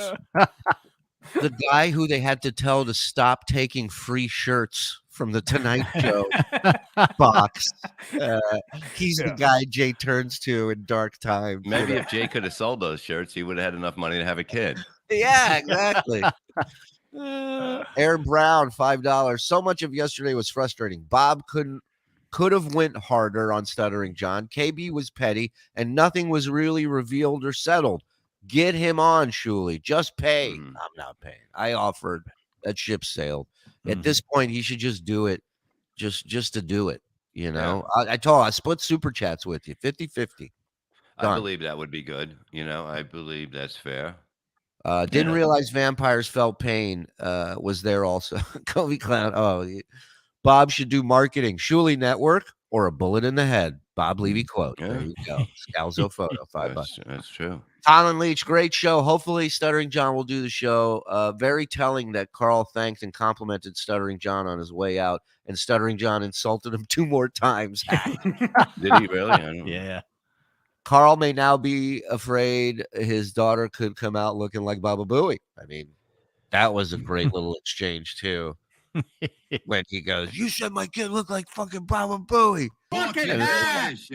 Yeah, and then and he's screaming, and Carl goes, "So to confirm, that is not Gary's child." He was so calm about it. It was great. All right, listen. We're going to take our break here. Gentlemen, if you want to hang, you can. If you want to go, you can. It's up to you guys. I know we've done this over an hour now. I'll see you guys later. No, not you. I'll hop off. You're hopping off? Yeah, but thank you so much for having me, Shuli. I appreciate you guys. I know, like you. I said, I was a big part of this whole thing, so I'm glad that I got to comment on it. Listen, it's long overdue. I've been wanting to have you on stuff for a minute. I dug your work before Hack Ride joined the team. Now I love you guys even more. And go support the Blind Mike Project. Go to his YouTube. You got a Patreon as well, I'm sure. Yeah. BlindMike.net's the easiest way. I have 3 podcasts. One of them is with Carl. All the links are at blindmike.net. I'm also on the Kirk Minahan Show for Barstool twice a week. So check all that stuff out. Blind Mike, I can't see your channel on YouTube anywhere. What is it? Blind Mike Project. Okay. Yes. Vince, you don't believe he's blind. I can see it in your eyes. I can tell on your face. Vince totally thinks you're full of shit. It's annoying. I like my blind people really blind. The ones that I'm being serious. Like, don't claim you're blind when you can see. If you're blind, you should have a dog. You should have a cane. That's just I do have a cane. I do have a cane. Hey, Tyler, come in here. Tyler, No, Bob, exactly. Bob, you just look old when you put sunglasses. You look like you should be in a rest home, not like you're blind. Where's my cane? Oh, here it is. All right, Blind Mike. Thank you for Thank joining. you, boys. Hope to see you Pleasure again. meeting you, brother. Great meeting you, Mike. Yeah. Have a Good good one, seeing pal. you. You too. I mean, and Vince, I'm gonna head off. I just want to let all my fans know. VTL Vince the Lawyer channel. I will be off until the 15th, and I'll be coming back with some good surprise videos. We're going through John's race with Marco Battaglio.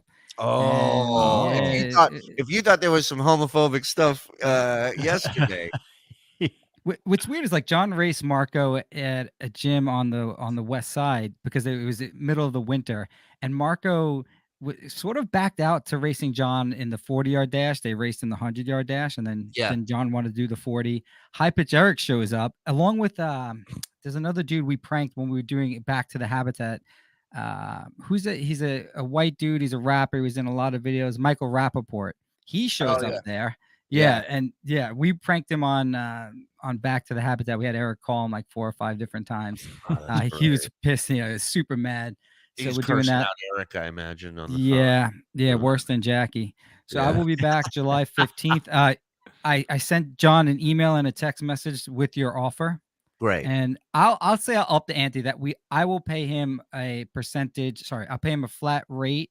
And if the super chats don't get to that amount, he could just keep it, just to give him some incentive so he doesn't claim that he won't get the money after. Guarantee versus a door deal. I like it.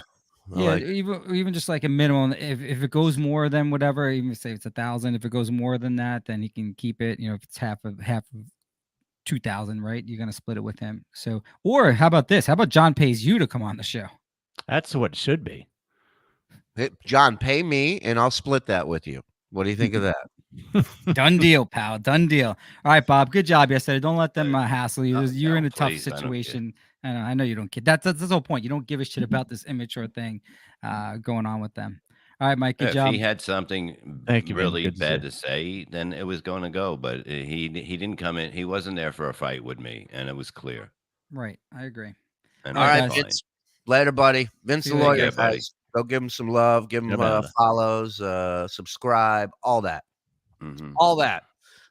Will there be more out of the habitat? Yes. Look at that. Look at that face. They just wanted me to show that avatar. Oh my God. It's great. Yes, there will be more out of the habitats. Oh, it's a T on his head now.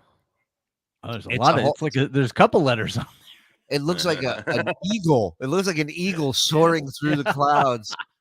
It looks like he's at the top of alphabet soup in the fucking thing. You look at it, like all these letters are fucking floating.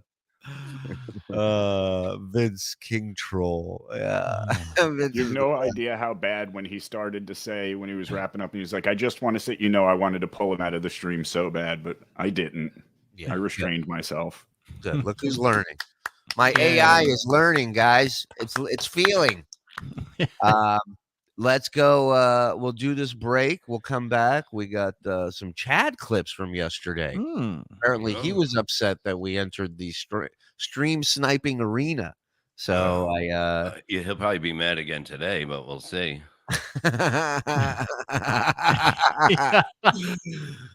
don't want to watch Kevin for 3 hours every day, dude. I don't want to do that. I don't, even though I know how much it'll piss him off, which that kind of is incentive. He's just crazy. He's just he painted this picture yesterday as if I've been shitting on this guy for months.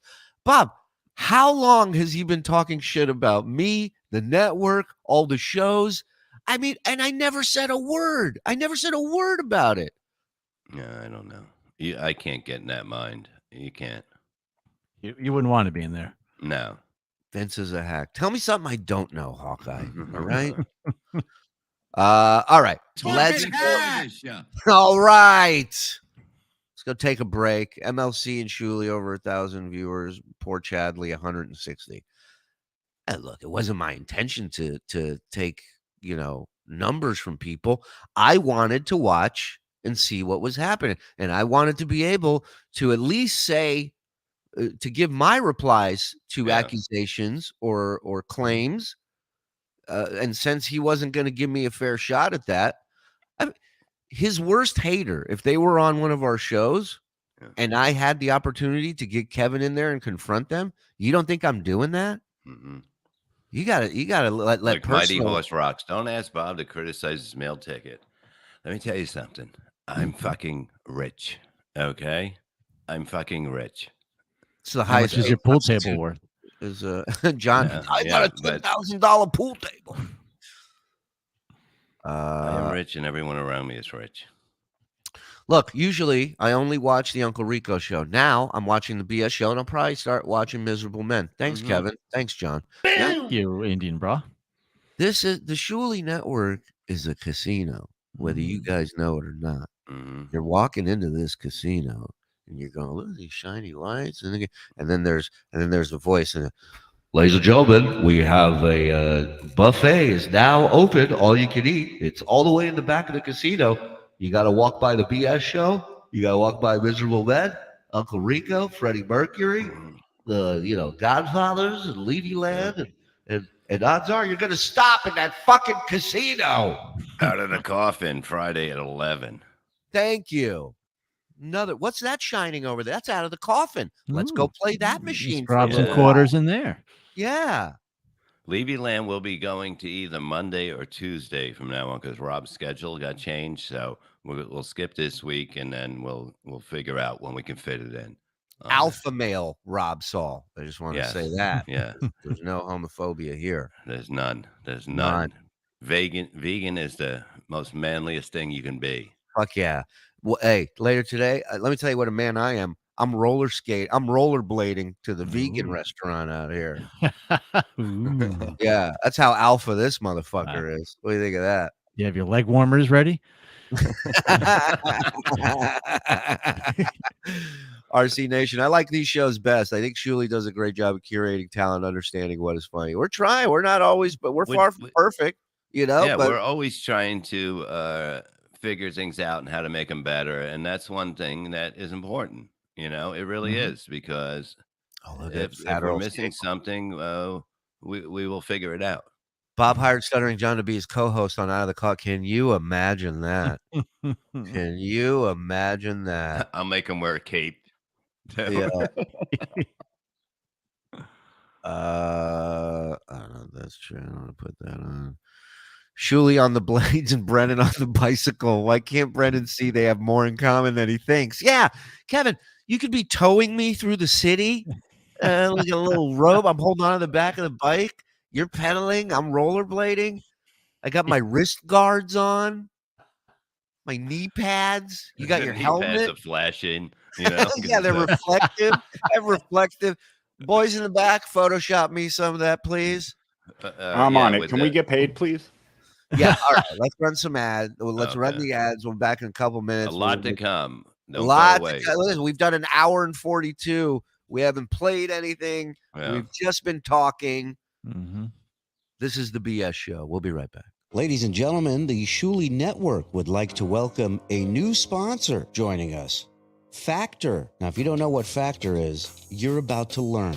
Factor is healthy eating made easy. Fresh, ready meals delivered to your doorstep. During the prime spring season, you need wholesome, convenient meals to energize you for warmer, more active days and keep you on track for reaching your goals. Factor's America's #1 ready-to-eat meal kit. It can help you fuel up fast with ready-to-eat meals delivered straight to your door. You'll save time, eat well, and tackle everything on your to-do list. You're too busy to cook this May? I get it. Mother's Day, Father's Day, a lot of days. With Factor, you skip the trips to the grocery store. You skip the chopping, the prepping, the cleaning up. Factor's fresh, never frozen meals are ready in just 2 minutes. So all you have to do is heat it up and enjoy. Then get back outside, soak up the warmer weather. Looking for calorie-conscious options ahead of summer? Try delicious, dietitian-approved Calorie Smart meals with around or less than 550 calories per serving. Need an extra boost of energy to support your wellness goals for this spring? Try Protein Plus meals with 30 grams of protein or more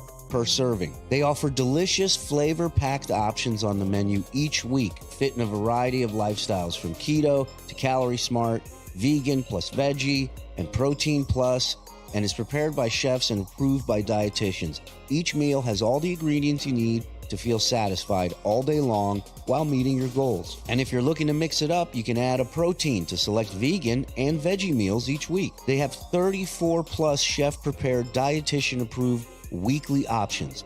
There's always something new to try.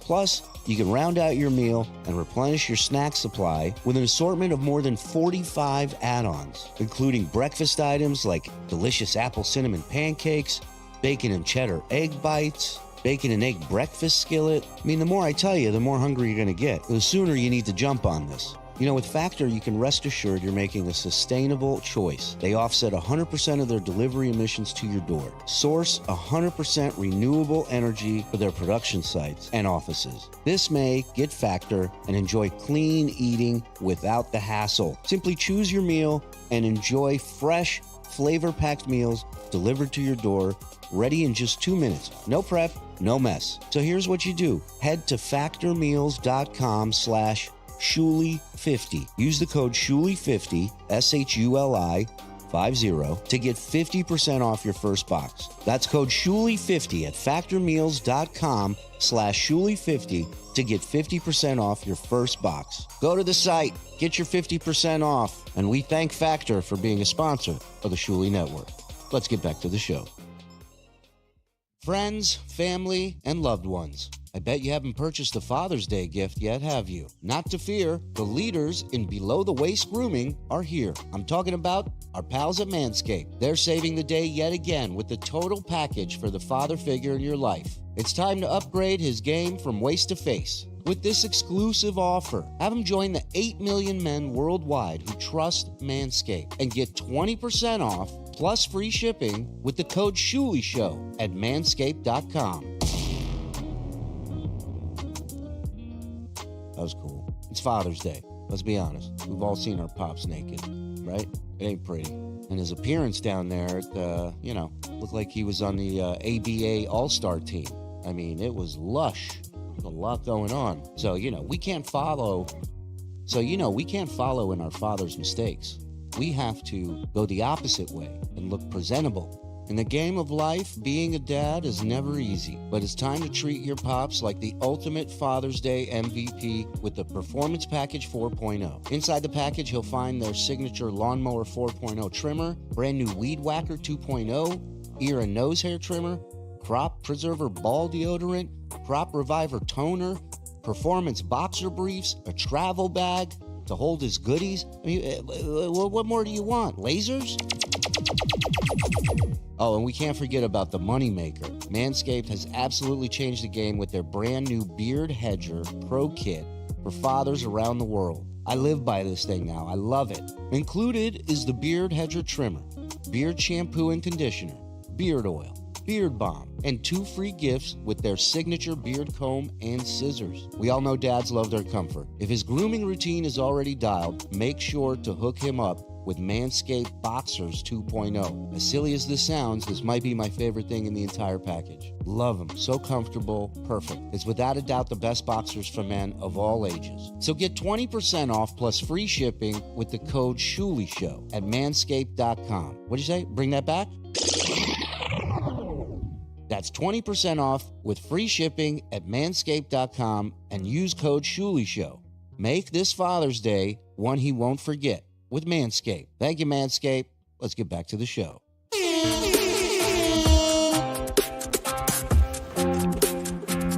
Breaking news. Breaking news. What is it? Our pal Ray DeVito is on Jim and Sam right now. Yeah. And thanks to Carlos Danger over at Twitter, the bastard 666 is his handle. Yeah. He is live tweeting what's happening during this interview right now. Oh no. And I gotta read this. I was fucking standing outside dying laughing. So it starts off Ray DeVito talking about Silk City hot sauce on Jim and Sam. Norton notes Bob and Brennan suggested Ray as a guest. Says Shalom Shuli remains silent. Then he writes, some lady keeps talking. Next thread. Next post. Ray launching into a story about his latest gout outbreak. Oh my God. Next tweet. Side note, took me 5 minutes and a Google search to find the show. What are you doing, Sirius? Next tweet. Ray claiming drinking alcohol decreases his chances of seizures. Follows up with insinuating that this theory might be from YouTube. Next tweet, Norton and Jim asking about antidepressants and how it impacts his penis. Ray says he needs 5 days prep to wean off meds in order to perform. Now, my God. I don't know if this is Carlos just making shit up or because it sounds like shit Ray would say. So that's where I'm confused. Pink blanket topic breached by Sam. Oh my God, he did? I don't know. Lady says adult house guests should be put to death. I think I heard Ray's butt pucker. It's true. It's you don't want somebody at your house. Like you know what I mean? Nobody wants somebody unless they're a good friend, like a really good friend. You don't. There it is. That's fucking great. Look at that. All men right there. Ray, I'm napping. Yeah. Yeah. Any kind of motion puts Bob to sleep. It does. Ray agreeing inexplicably that a live stream experience is like Content House. More questions about Pink Blanket forthcoming. Ray clarifies Pink Blanket is in fact a pink comforter. Sam asks why Shuli didn't give him a place to stay. Ray allowing Sam to revise history of the Pink Blanket story. Turns out Ray lying about the Pink Blanket was due to Shuli not giving him a place to stay in Pennsylvania. Deep-seated resentment, allegedly. Ray learning about erectile pharmaceuticals seems to be in favor of trying, perhaps immediately if they have some on hand. Ray says Jersey Boys is well and fine, but Frankie Valli doesn't get the respect he deserves. Now pop locking on a live stream somewhere. Update, turns out Ray can't break dance. I'm a fraud. I don't even have a broken toe, Ray DeVito yells. Upon revealing he does not know the words to any Frankie Valli song, despite what his website says. I mean, I can read this all day long. Update, Mondo Creepy tells me that the lady is Karen Feehan. Apologies. Ray now interrupts to offer great Dave Coulier story. Oh my God. Host asking a lot about Ray's Patreon podcast. Karen notes Ray did not pay her when she appeared. Thank you, Kevin Brennan. Thank you, Shuli. Ray says now asking whether Ray should pay his guests since he puts up episodes on Patreon. Ray says his streams are Patreon exclusive. Not true. Man, there's so much going on here. I mean, that's the last. Should I just take Norton's phone number out of my phone right now? Because it's never going to. Ray says he's going to Ray says he's going into his podcast with a game plan. I'll be talking about this tonight. I have a game plan. Sam focusing in on game plan. Oh my God. My God. Carlos. Oh, I turned on. I seen that Steel Toe got thrown off. They got thrown off. I guess YouTube. They got a strike yesterday, so they went on there, and I put it on, and I hear them talking about the interview, and they go, and she goes, I don't know about listening to old men talk about something. First of all, we're old men because we lived a fucking life. You didn't get to this age yet, so hopefully you can. And second of all, I bet every old man in there probably can make you come more than your husband. Like, you know what I mean? It's like saying these young people don't know what they're talking. You know what I mean? How does it sound? You know what I mean? It's stupid. I mean, they're just, they're trying to like be in it, but say they're not in it. And like, you know what I mean? I don't understand. I don't understand what's going on. Listen, all I know is we got 1,000 people here in the morning with us. That's all I give a shit about. Thank you, everyone. Yeah. But that's not all we give a shit about. Well, no, but it's a lot of it. Ray is the JV. Yo, John's varsity. It just doesn't feel the same. Also, Chad feels just different than these other clowns. Like he's going to have a Tarantino type ending. Yeah. Well, speaking of the Mud Shark, do I play the first one or the second one, boys? Which one? Play both. Yeah, we'll I mean, either one. Yeah, but we'll start with the first one. Okay. Are you playing it or am I? I can, or you can. What do you want me to? Come Yeah, on, go for make it. up your mind. All right, give me a sec. What's it gonna be? Debit credit. Debit credit. Yeah. I knew. I was just looking at Mike's eyes. I just wanted to see when it hit him. Oh, I got to get Phil on. Phil wants it. Kevin wants him on finally, and Phil will be good on that show because he's nasty and he doesn't like many people. Right. Perfect. Yeah. No, he will be. Yeah. Shout out to Blind Mike for coming on and Vince. Those two are great. I like Mike. Yeah. What's going on, everybody? We're at war, baby. We got to hit like today. We got to hit At war. Can you turn it up a little bit on your end? I'm not in a good mood. I'm in a bad fucking mood. Wow. You seen your calendar? You know, everyone warned me about Shuli for years. For People years, warned me Shuli. about Shuli. They said, watch your back with this guy.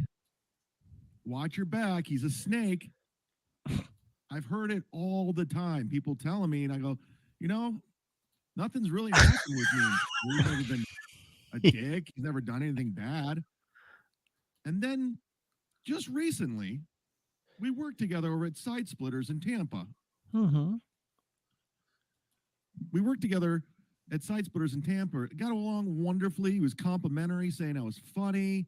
Sure We were was. backstage. He's talking about possibly me joining the network if I consider it.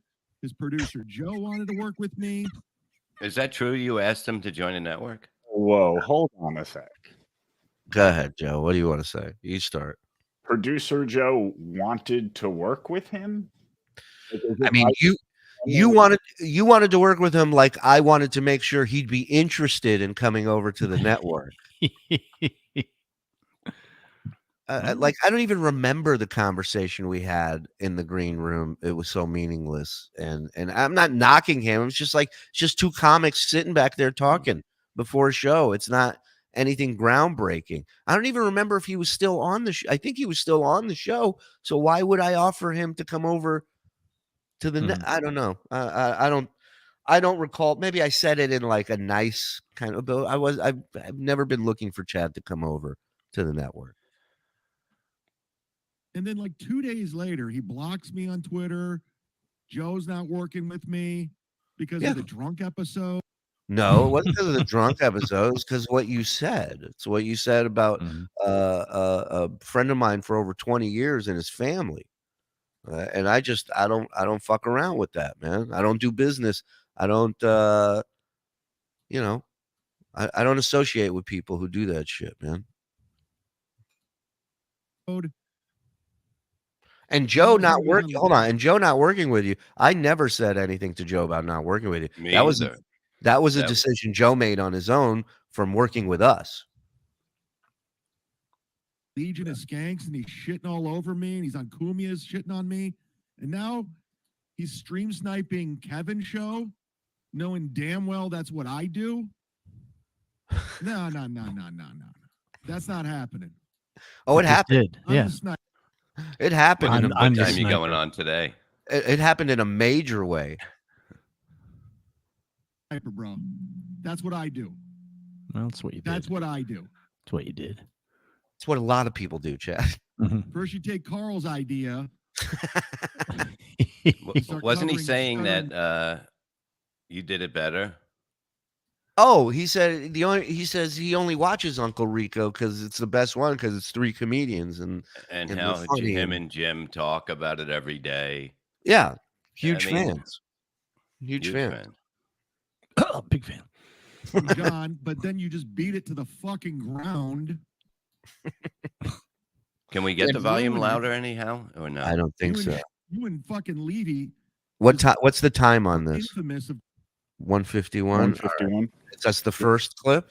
Yeah, you want to try it on your side? Yeah, let me try. What on? What's going on, everybody? We're at. Is that better? That's louder. Yeah. Yeah. Okay. Way louder. It's the whole thing at 151. Is that where 151? Yep. Okay. Here we go. Uno momento. Frogs have very sensitive hearing, so I understand what's happening. What happened? Give him an inch. He fucking shoves it up his ass. Wait, no, hold on. That's a different one, I think. No. That's not happening. I'm the sniper, bro. That's what I do.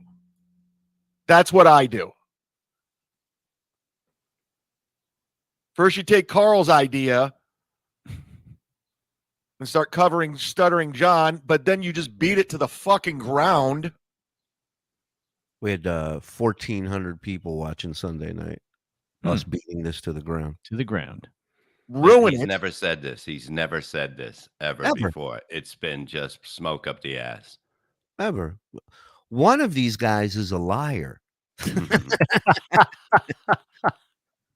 You and fucking Levy just Schlevy. You and Schlevy. Tooley and Schlevy are infamous of just taking an idea and just beating the living shit out of it. Name another one. What do you mean? We're infamous for it. Yeah, please. You don't have to name more. When people hear Bob and Shuli, they go, lock up your ideas, fellas. I mean, what Bob didn't and they? Shuli are in town. What haven't they taken? What haven't they taken? Levy's I've MO. taken your money from MLC. I've definitely taken that. Yeah, he took your shares of really good Thank pay. you. That's what he took. Yeah.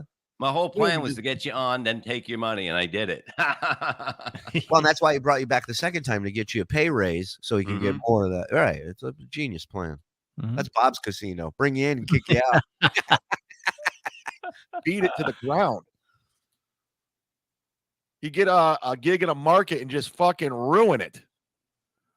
What? Let's go to the chat. Yeah, you would get a gig in a market and ruin it. That's why we went back to Boston 27 times and fucking LA and Arizona. Shuli said he will take all your live viewers today. We must stop him. And Shuli said he will take all your live viewers today. We must stop him. He also said he did ruin it. These are members, guys. These are all members. These are all members. We're So super. obviously what they're saying is truthful. If these are members, there's nobody's bullshitting me here. Chat of the day goes to the great James Sullivan. Saw you over at Cav yesterday, buddy. Welcome back. Welcome home where you belong.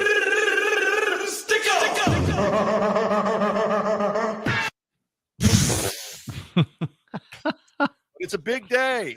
It's a big. For those of you who complain about the "By the Way" songs, just remember that. Just remember that. Go ahead.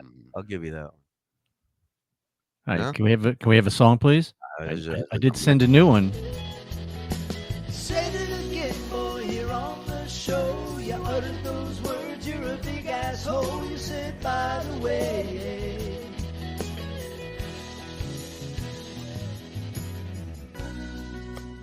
Yeah, beautiful. I'm going to tell you some behind the scenes stuff, guys. Let's go. He says Stunt Joe is a no show. I'm going to tell you right now. Okay. I was emailing with Stuttering John today. Oh, no. Don't say it. Don't say it. I was going back and forth with Stuttering John because my idea, I was going to steal him away from Kevin's show. That was my idea. But I'm the thief, right? But I'm the one that steals everything. Go ahead, Chad. So he got back to me. And I found out how much money Kevin's paying him. Do you guys want to know? Yes. Do you want to guess? No. Yay, we're doing it. Chrissy's wedding list. I'll tell you. Please. David Waterman says John said he had no money to pay him. You know how much Kevin Brennan's paying him? How much? $3,000. Oh my God. So when I heard 3,000, I'm like, okay, I'm good. Out of my tax bracket. I'm sorry. Did you say 3,000 doll hairs? Is that what I have? Can I pay that over 8 months? Yeah. Can I put something on it, John? Can I put some money on it? Will he take a check? This is like it's not the fucking power company, Chad. You can't make it installment. I'll let Dummy pay 3,000. Uh-oh. Chrissy's wedding list is here. God damn it. Yay. You are everywhere.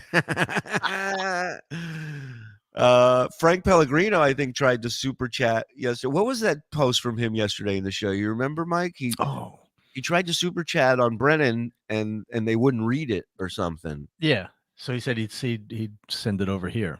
Yeah. Yeah. Or was it that he had to be a member? Was that where that came up? Where you had to be Something a member? like it was they did something yesterday. Did they? I don't know. Well, they've had a whole scroll on the bottom going, it's $10 minimum to have your thing read, and we will decide whether it gets read or not. You know, don't put anything about people's kids and stuff like that, which that I don't have a problem with. I agree with that. It shouldn't, it shouldn't be just a fucking free for all of tearing this guy's kids apart. You know, our issues with him. I know he brings up his kids all the time. I know he brings up their deal all the time, but still doesn't give us a fucking pass to go after somebody's kids, in my opinion. And I know I haven't always been, Frog Shock loves misery today at 3:55. Whoa. Joe, do it.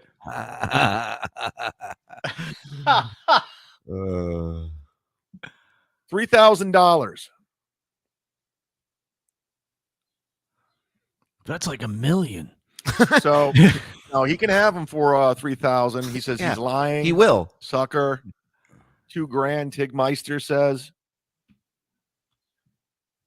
So yeah, we're gonna watch Shuli's shit show. Fun. We were just busting balls.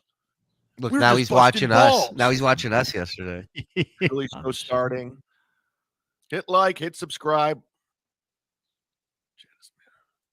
On the phone with pool people.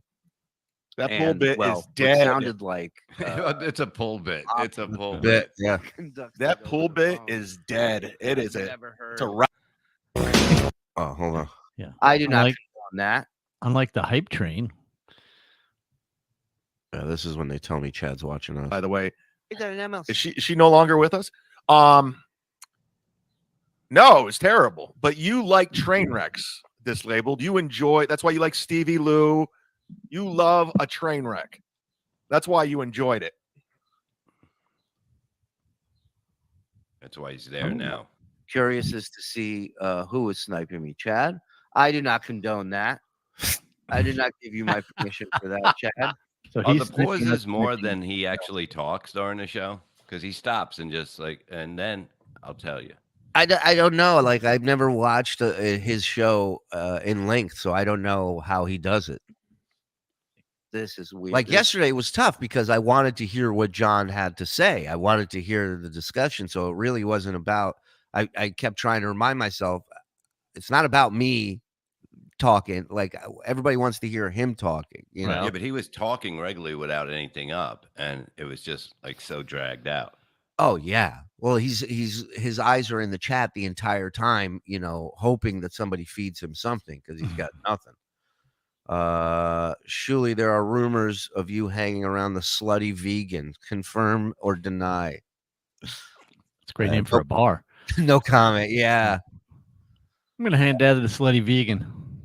Chad stuff isn't fair use. He stays silent so long that it's just watching the show rather than commenting. Look at this. Liquid Melendez. This is Inception. I'm gonna vomit. There's so much going on. Maybe we can get Melton to snipe Chad. Oh, Sniping us. Melton, slide down the pole. Get on. We need you. Well, hey, Chad, we must be pretty amusing and entertaining because he loves watching us. He's hanging on every word. Yeah. Well, and we're also not cursing him out and saying horrible shit about him. So that's new. He's looking at the numbers right now. Oh. Hey, Shuli. Yeah. Can you look at the avatar on the super chat he's got up on the screen? Oh, is that Piazza? It looks like somebody blowing a goat. Yeah. Or something. Wow. Having just blown a goat, I think it's over.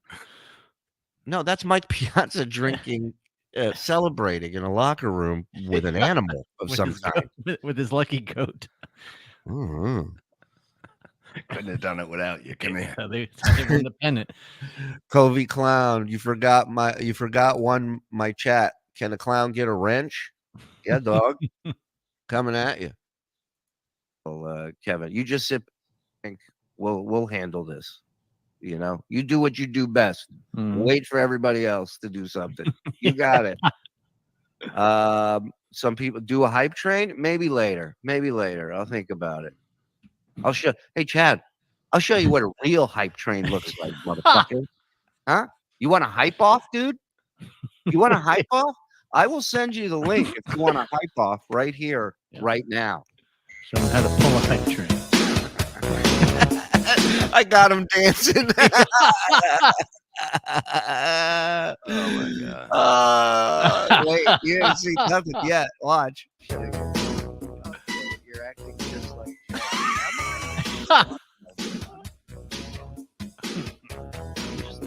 So now I'm setting up. I'm gonna tune into his show and see what he's doing. So we're gonna snipe him, sniping us. Start. I'm excited. I'm a fan. I'm not sitting here saying bad. Shuli, you're a snake. You're a snake for doing this. That's the logo. When he said that, I go, that's the logo.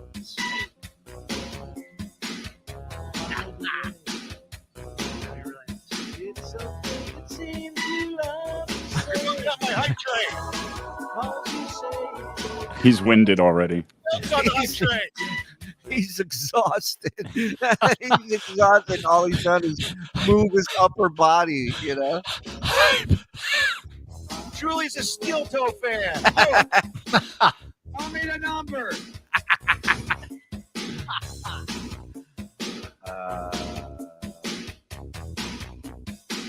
April can snipe Melton while soft.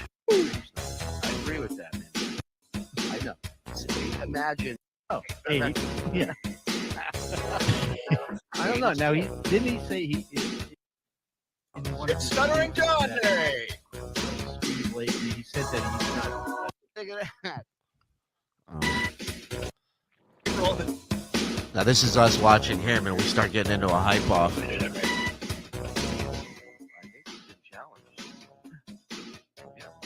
I'm watching. You call that hype? You call that hype? Hype? Pick it up. Show him hype, Shuli. I'll show you hype. Let's do it. Watch it. You call that hype? You call that hype? Now it's repeating. Shuli did steal your viewers. I sure did. It's hyped all over your face, bitch.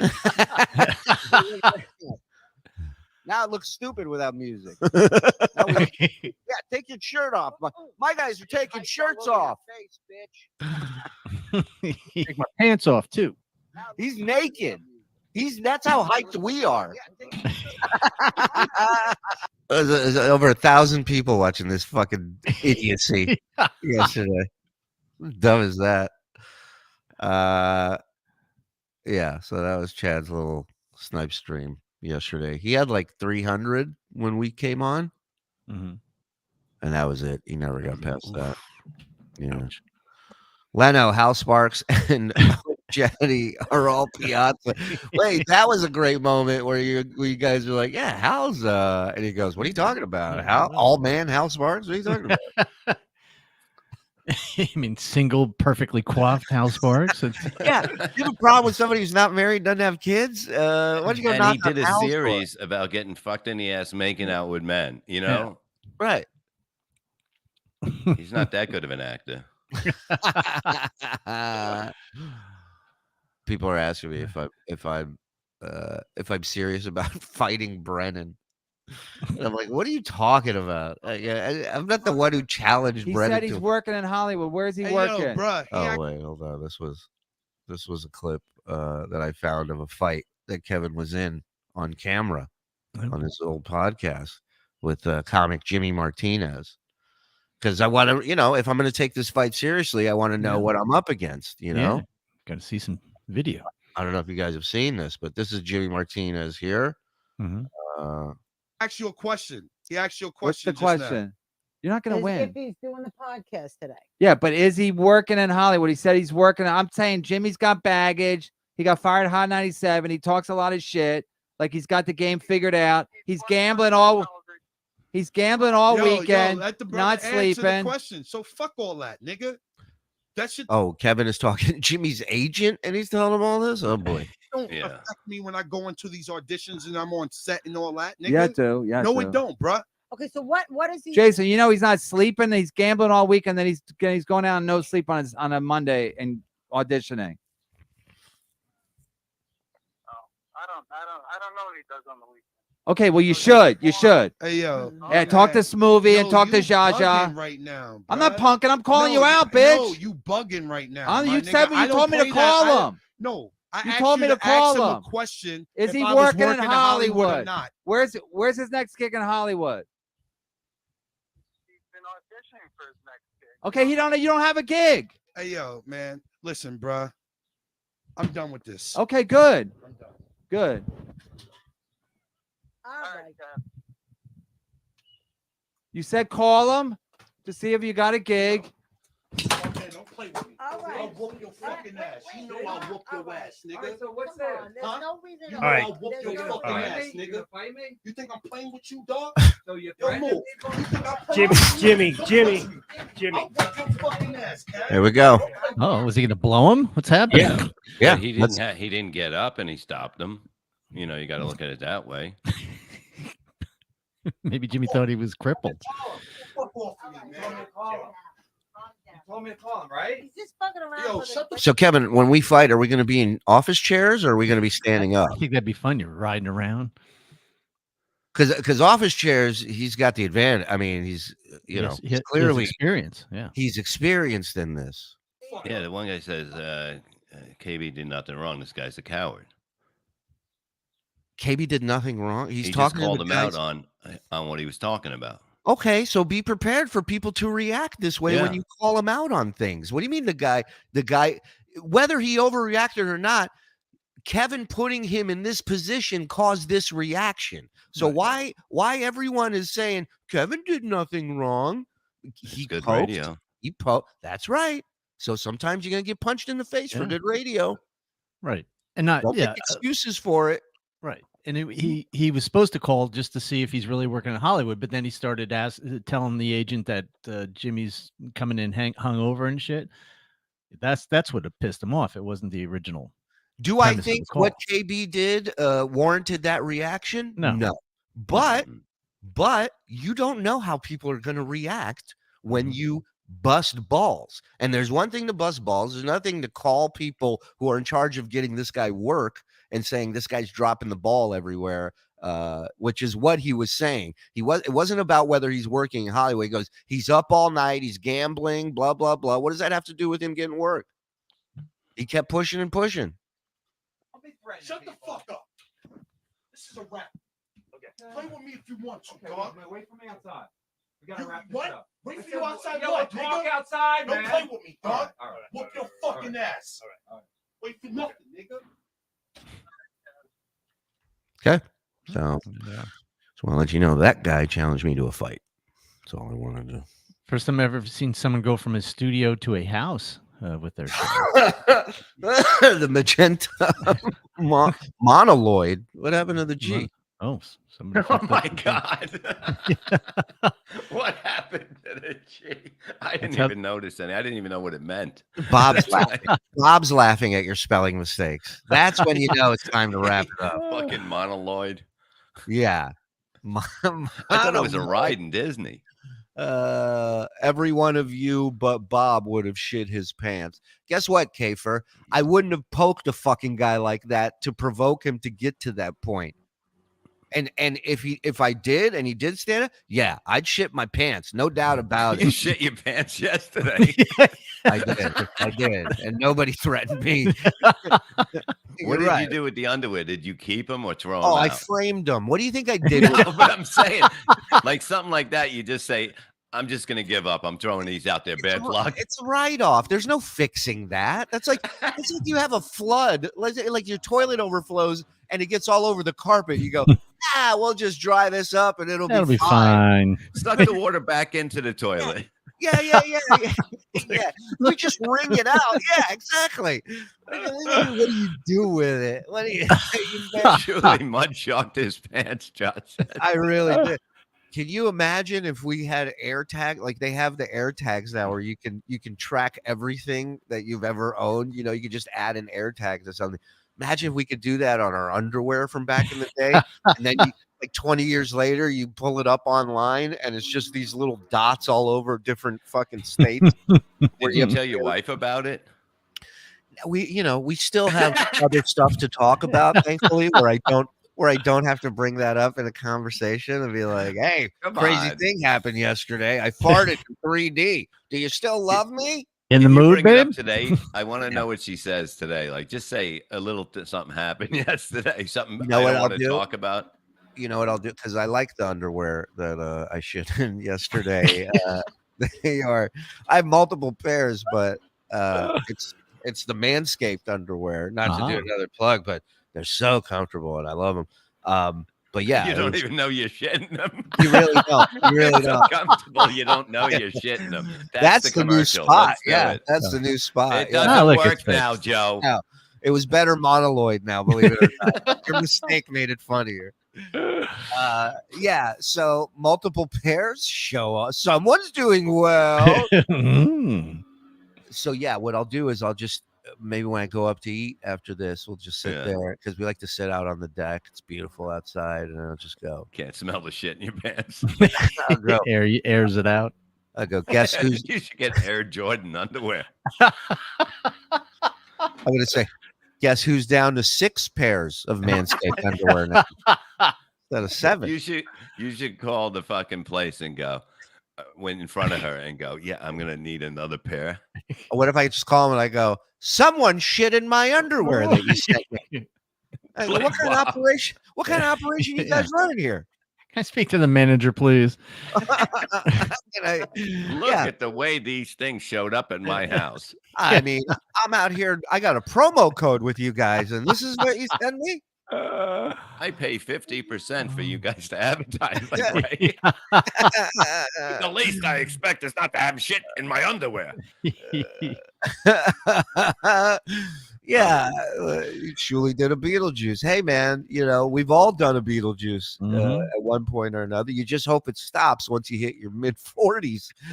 It's going to start again when you're in your late 70s, 80s. But I mean, you hope there's a window of time there where you're goddamn in control for once.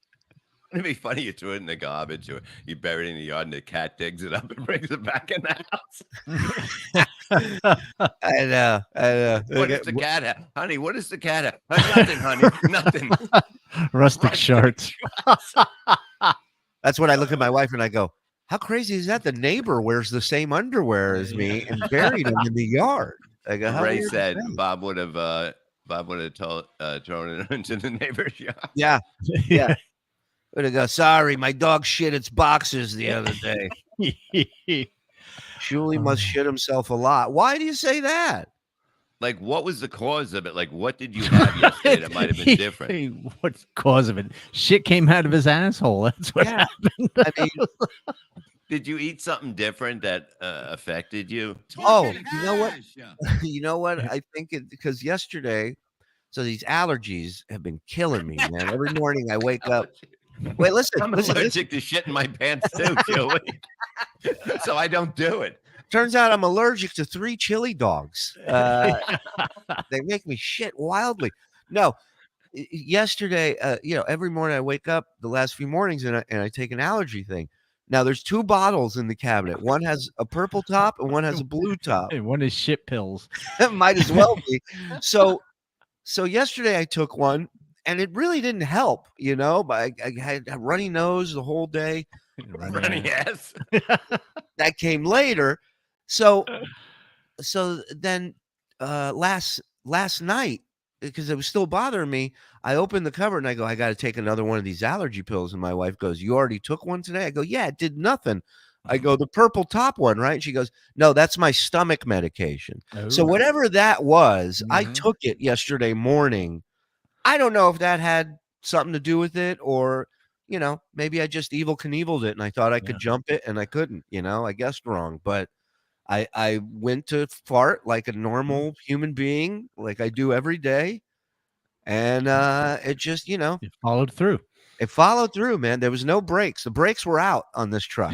Did you know that it was what it was right off the beginning? Like, or did you think He it did. was? Yeah, no, he had that look and he's like, oh, I think I just shit myself. 100%. You know, when you feel something back there that's usually not back there. Am I Instead right? of Lindsay? you hear Yeah, when you're just like, oh, why is it cold in that one spot right now? It's like me walking in my muddy backyard because Yeah. there's no lawn yet. You know. Some people said the show yesterday jumped the shark when I shit myself.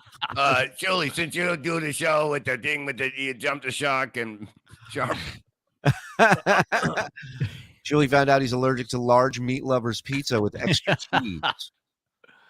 Yeah, That's the worst. Like, you know, because you don't know what to do. You're like, do I get like a paper plate and try to pull it off and then throw it and then wash it? You don't know what to do. You don't. You don't. You got a spatula trying to get it off. Like Mike Tyson says, everyone's got a plan until they shit their pants, you know? And then Shuli has a lazy sphincter. Hey, Don, shut your fucking mouth when you talk about the sphincter, dude. You don't fucking know. Hey, we do have some super chats to catch up on, kids. All right. Is John a Smurf now or bitten by an alien? I mean, two valid questions. Mike Earth is flat Morse. Knock $20. We must stand together against the lizard people. Yes. You understand? Tobo Gijo, Shuli, can we hear about the phone call? Oh, yes, I will tell you. We'll get to that after. Let's get to that after we read them Okay, all. let's go through Yeah. the super chats because they're still going to be It's dead. very sad. But it is very sad. I'm going to text her and tell her that you did that. Okay. Wouldn't be the first time she's got a text from you saying Shuli shit his pants. Between KB, Chad, and John, you guys are looking good. Thank you very much. Thank you. I mean, Thank you. Abe Froman. Abe Froman, the Sausage King of Chicago. Beetlejuice. Thank you. Look at me. So we got sad news yesterday, right when this snipe stream started. I got a text from Tim Sabian, our pal. Sad news that our comrade in Miserable Men Arms for many years, the great Al Rosenberg, sadly passed away yesterday. Al, of course, legendary. You know, his story was he was on Imus, and he started working with Howard when he came over to NBC, and Howard dug him. He loved Howard, and they ended up bringing him over to work with them. I think he was doing double duty. I think he was doing. You were doing double duty. Nice catch. But yeah, I think he was doing both Imus and Howard. They were obviously different times. So this is a great point. Aaron M. Holt shit the bed. Shuli just shit his pants. It's a good point. Thank you for clarifying. I seen you, dork, posting over there, dork. Dork. So yes, Al, very sad news. He was such a sweet, sweet man. He loved doing radio. He just loved. He taught loved us a what lot. we were doing, and he came in there as another voice, and he came in as someone to help us. You know, And he legitimized us because he had such a Yeah. history with the show. And I think it was Tim's idea to get him involved with us. And it was your idea. Okay. Thank It was just Tim's idea for, well, no, even that wasn't his idea to do the show. That was No, our it was idea as well. Yeah. So, well, thanks it for was nothing. my idea for you to shit in your pants yesterday. If I was. you look at page 72 of the script The yesterday. puppet master Levy has returned. When I was coming up with the name of the Shuli network back then. So Al Rosenberg. We were texting. That's loud, by the way. We were texting Mark Burns. I really can't believe you said it, can't you see? You said, by the way, by the way.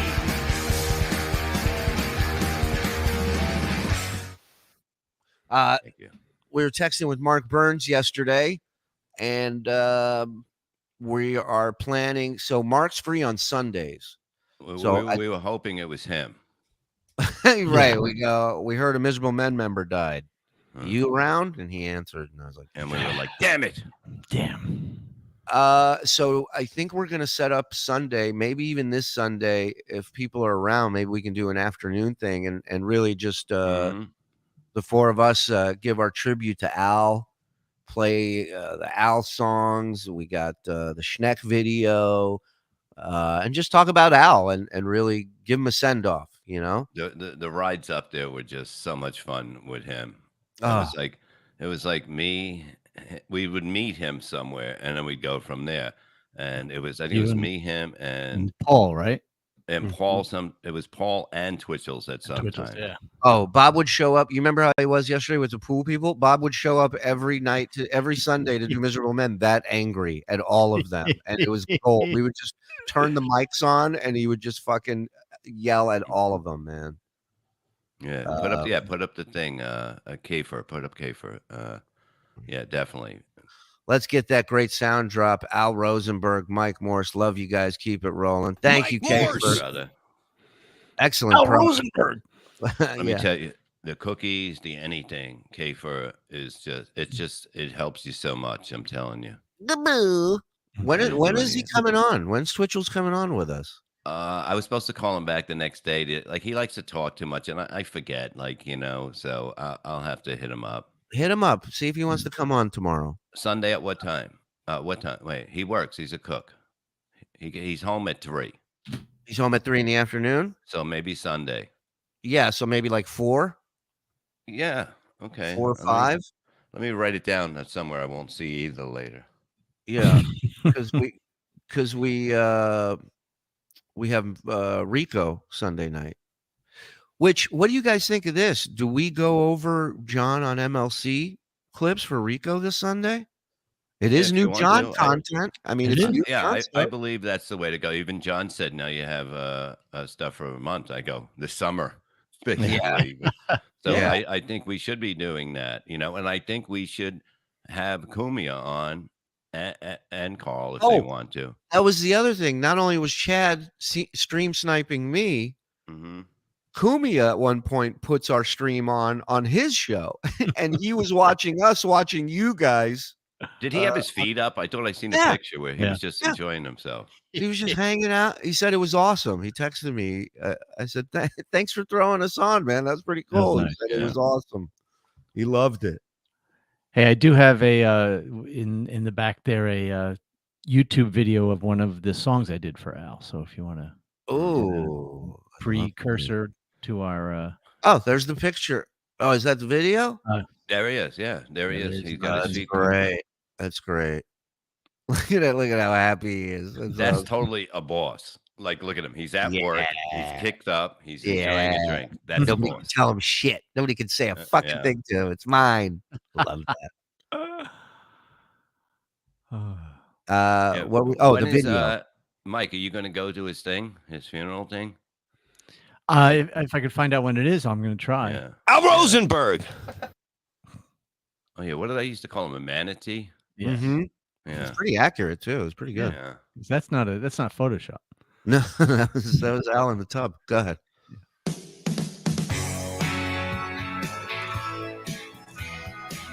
I saw Al Rosenberg half naked, swimming in the town pool. He was the size of an iceberg, just floating like a damn fool. And you love these songs too, which is yes, good sport. He looks like he belongs in the sea with his big old neck flapping there in the breeze. 'Cause he's big and wide and looks like a manatee. Al Rosenberg has a manatee. 'Cause he's big and wide and looks like a manatee. Al Rosenberg has a manatee. Beautiful. More to come on the Al Rosenberg tribute. Hopefully this Sunday. We will keep you posted for sure. Shuli, offer John $3,001. This isn't the showcase showdown on Price is Right. We're gonna give him $1 and we'll see. Right. So rest in peace, Al. Love you. Thank you for teaching us, man. Buck Naked. Thank you, Buck Naked. I just threw away my Tom Petty albums. Mike has that effect on people. He really does. Yeah. Well, would his funeral be like? How do they do it? Like, isn't it fast? Like a Jewish funeral? It depends on the Oh yeah, the Jewish funeral. He's probably being buried. Well, he passed yesterday. He's probably being buried today. They do it. They do it. Oh, it's going to be a big hole, though. They do well, and then that's the other thing. They make you do the Well, they can work. put him back here if they want. Yeah. Yeah, you got plenty of room. I'd love to have Al around all the time. I mean, he was just so much fun, and he went for even the only time he really got mad is when we put the cat shit in the cake. Yeah, which is I understandable. carried cat Yeah. shit from fucking South Jersey into the car, probably into his car, and then we went there, and I had it. It's There goes my bad. So I don't know if we do the John clips, maybe we do them for paywall, or we just do it for Sunday night. I think Sunday night we do a lot of talking, and we'll see if Anthony wants to come on and stuff like that, and Carl, and do a lot of talking about it, and then we go and play it behind. Okay, I'll reach out to the lads. We still have that other half of the Artie package for them as well. Yeah. Oh yeah, I mean, if we get them back on, we got to go do that Artie package too. Yeah, we can do an hour and a half and play some clips and and talk. Like I love the talking part. Ian reminded me. When are we reviewing the emotes for the network? Let's do it right now. You want to do it right now? Let's do it right now. Okay, you set it up, Joe. Should we do it right now? I say we do it right now, guys. I don't know. Call me crazy. Now? Can we do it now? That's a lot of stuff to pull together in a second. I want results. The AA show, I never vamp for a second. I never really watched it. I didn't watch it at all at that time because I never seen any of it, and it was pretty amazing to watch. What? Anthony and Artie show. I never watched it. I wasn't paying attention at the time for some reason. I don't know. Yeah, it was a wild shit. Like, imagine Anthony, like he didn't know what the fuck he was going to get any day of the week. Like, that must have been wild. Yeah. How long did it last for? It's a good question. Yeah. I want to say, a number of months, I feel like 4 months, maybe 3 months. I don't know. Yeah, because I remember when I started going in, 8 months. They would go, hey, Erica you want a says. T-shirt? And it was like a double X of the AA show. I'm like, no, I don't want a double. Yeah. Yeah, Erica says 8 I'll months. take it. 8 months ago. 8 months is a lot longer than I thought it lasted. Hey, Shuli. Yes. So I think it's going to take a little too long to find all of these. There's a bunch of them to find the files and load them in and get them up on the screen, but we can go over which ones are in there if you want. Well, but visually we can see them, right? We're not just going to be talking about it. It's going to be hard to get them on the screen for you guys. So let's do this. So can we organize that for tomorrow? Absolutely. Right. Okay. So we'll do that tomorrow. That way everybody can see what we're talking about. Because then we're doing the blind mic project where we're just describing what things look like to people. And you guys are going on 3:30 today. Who is? I'm kidding. I am. I'm kidding. I'm just Joe is. Frog Shark. Wait, can I seriously not do that? I was so excited. I made the graphic and everything. You got to go on at 3:30 and just cover Chad. We'll see. Let's talk about it. Let's figure this out. They've been talking about doing this for weeks, Joe. Yeah, Joe. Thank you. Yeah. Ryan. Thank you. Don't attack Ryan. He's one of my favorites. You just take it. Let it guess sink what? in. Guess what's outside? Rain. Shut the fuck up, man. A hole, dirt. Work is. Hey, they had a Joel Osteen bit that was amazing. Flop. It's sad. It's a sad thing, and of course they're the ones that work that are out there, and I appreciate them, and I'll offer them soda and green cards. Johnny Rando, thank you for the compliment. I appreciate it. Shuli's going to get canceled for doing blind jokes. Oh, well, then you should have seen. I can't see that. Yeah, that's why you can. Go ahead. I'm sorry. No, I was just gonna say you should have seen when we were watching blind soccer clips a couple weeks back. That's why you should only do deaf jokes. That's right. That's right. They never complain. Yeah, can't complain at all. Yeah. I go, what's this guy pointing at? I don't even understand what he's saying.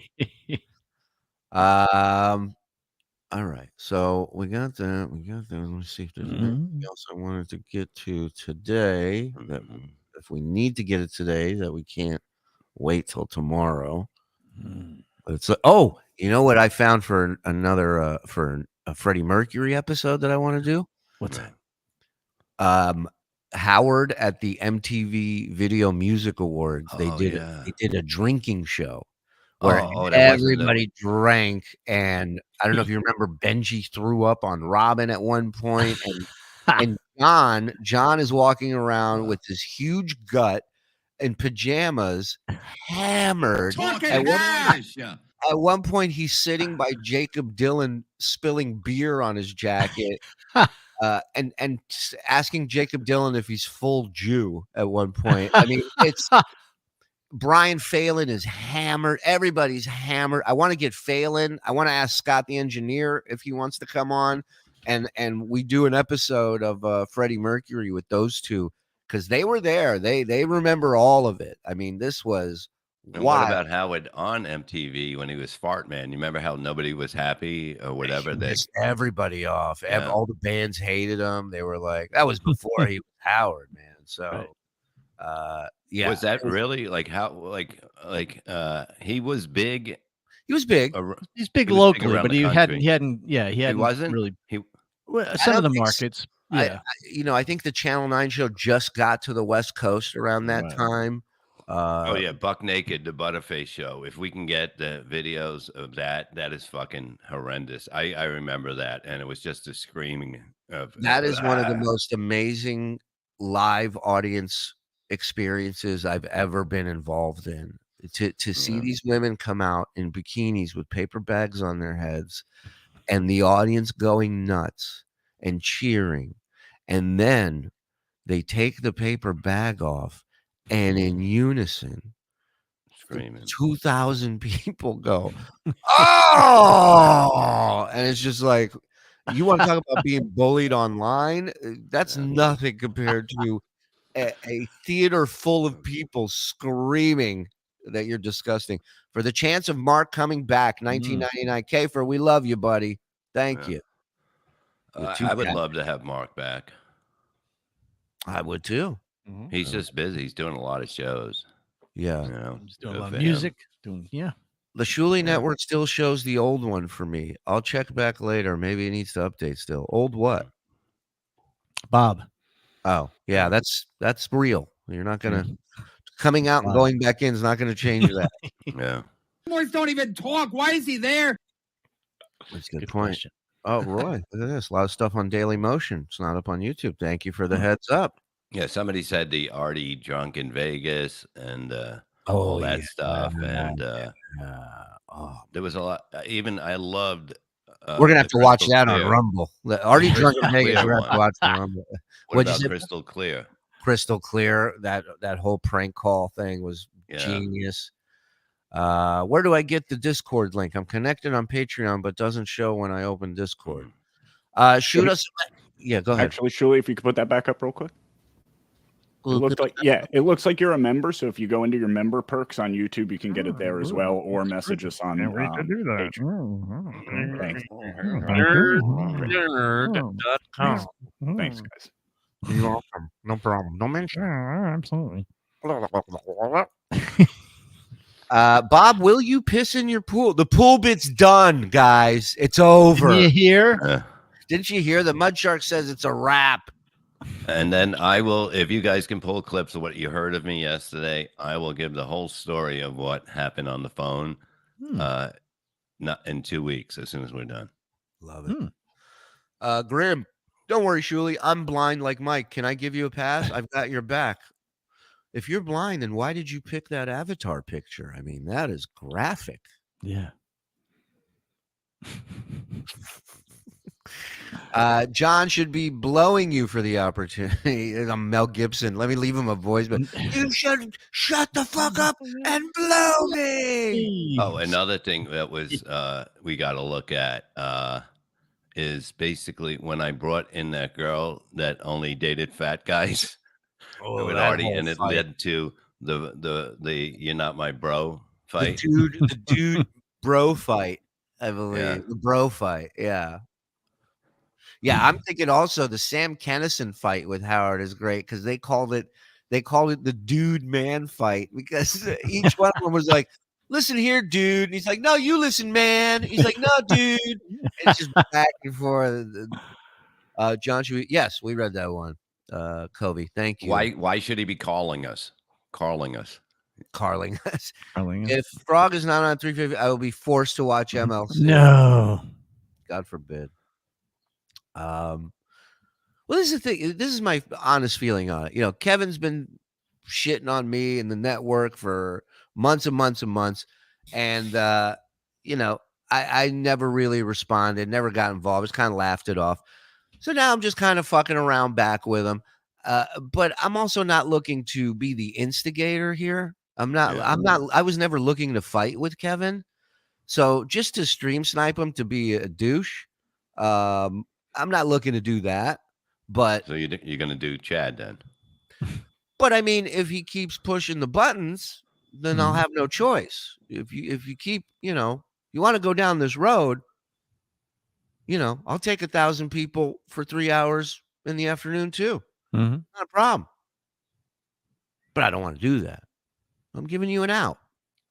It's very Christian of you. Yeah, like you did with Jimmy. Sit there and shut your fucking mouth and do your show.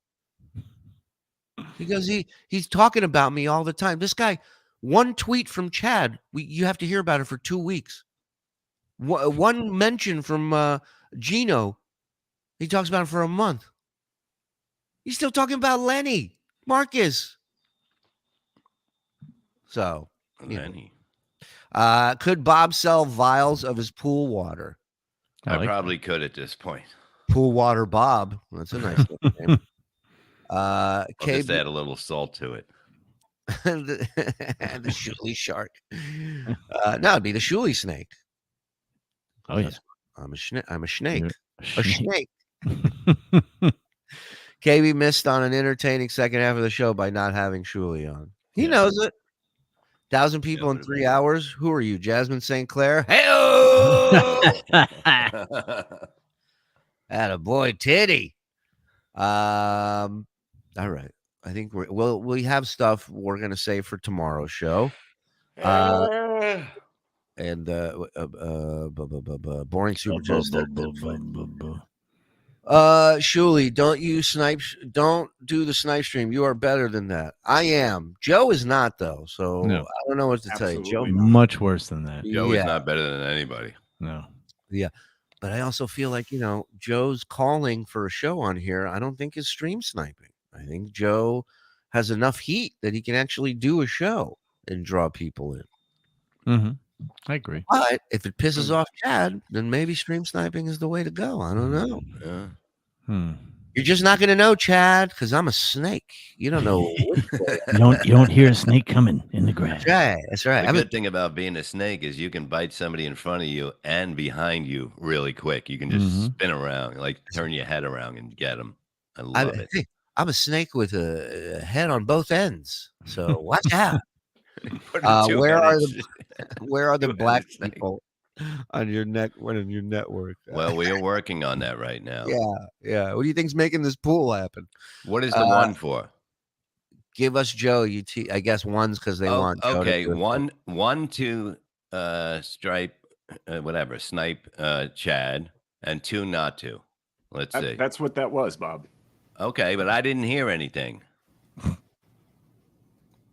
Okay. You didn't hear 1s or 2s? I didn't hear anyone talking about. Joe can do a show and make April come. Wow. It's multitasking. This guy wants a different show. He's voting 3. No, he wants both. He wants to stripe both. What is this? Godfather's is great. Oh boy. 666. Like what? So yesterday at 6 o'clock, I got an angry long text from Joey C. Oh. Sure, it's very rational. That seems out of character for him. But then I get a text today at 10:14 a.m. I didn't see this. Dodo's. I was laughing at Dodo's thing. Says Joey C had a stroke about an hour ago. What? Says he is in a coma. I am his No. brother. Yeah. Is He there says- any bad news in that tweet? He says he's in a coma. I am his brother. He talks a lot about you. I thought you would want to know. I haven't seen him today. Hear that? Wishes do come true. Wow. Stop. Come on, guys. Come on. Joe, I expect that from you, but from you? Well, I'm very sorry to hear that. Jeez. Sad. Wow. Oh boy, this announcement did not go like I thought it would. All right. Well, I mean, people are dropping like flies. Joey, see you later. Okay, Ross. All right. You know, this is not the send off. How many tribute shows can we do? You got. We might have been the reason. According to Julie's a bald hack. We gave him brain bleed. Boom. Cue Jackie laugh. You guys are animals. Somebody said he called into Melton's show this morning. He called into Melton's show this That's morning. what somebody said. I listened to a little. I didn't hear him on the phone. Wow. Is this an Eric the Midget bit with Joey? No. Artist formerly known as Jack. It's great. No. That is not R.I.P. Joey C. We knew you much too well. This is not my new nickname. Shuli. Oops, I crapped my pants. Agar. Okay. Oops, I shit in my pants. I did. Okay. He called in Short, about- short. Let it all out. Mike, do that today. You're not doing it. These are the things that he fears about. Well, I would like to dedicate the C is for coma. Jesus Christ. I would like to dedicate this show to Joey C. All right. I'm You sorry. would like to, but let's not. Yeah. But shout out to Joey C and his family. Yeah. They've all Good appeared luck. on the show against their will. They were in the back seat of the I have car. a feeling they've done a lot of things against their will. Yeah, and hopefully we'll have some better news for you tomorrow regarding Joey and his condition.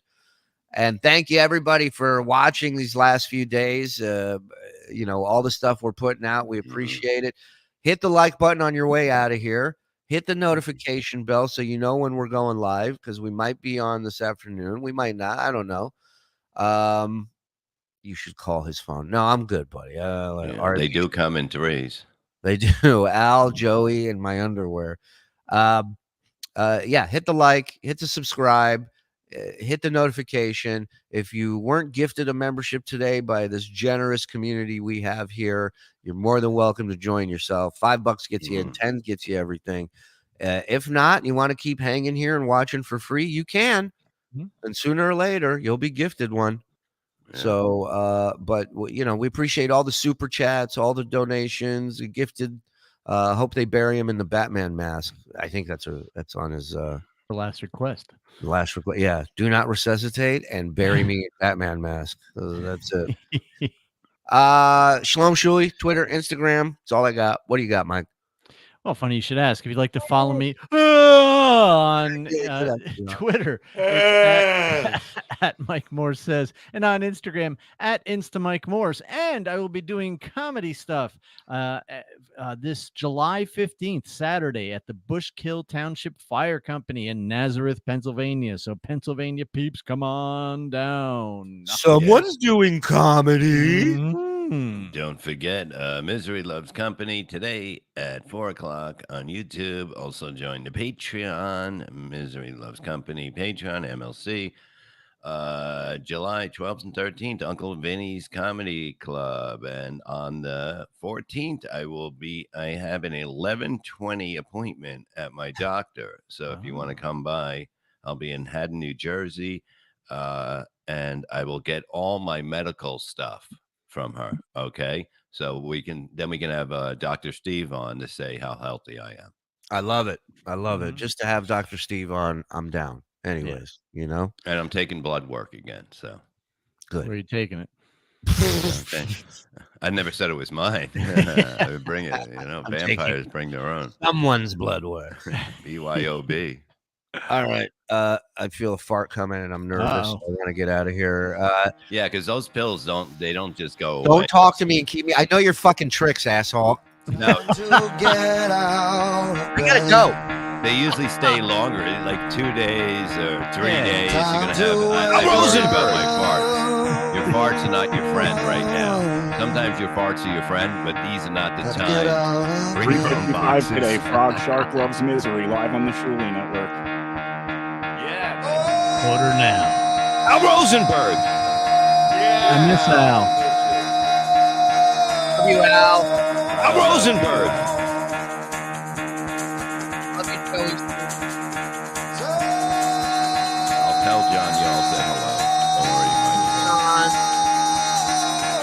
Al Rosenberg. Al, we hardly knew you. Tonight. Get the fuck out of bed, bitch. Go. We'll play that. We'll play that one. Yeah. Love you, Blind Mike. Get up. Love you, Vince.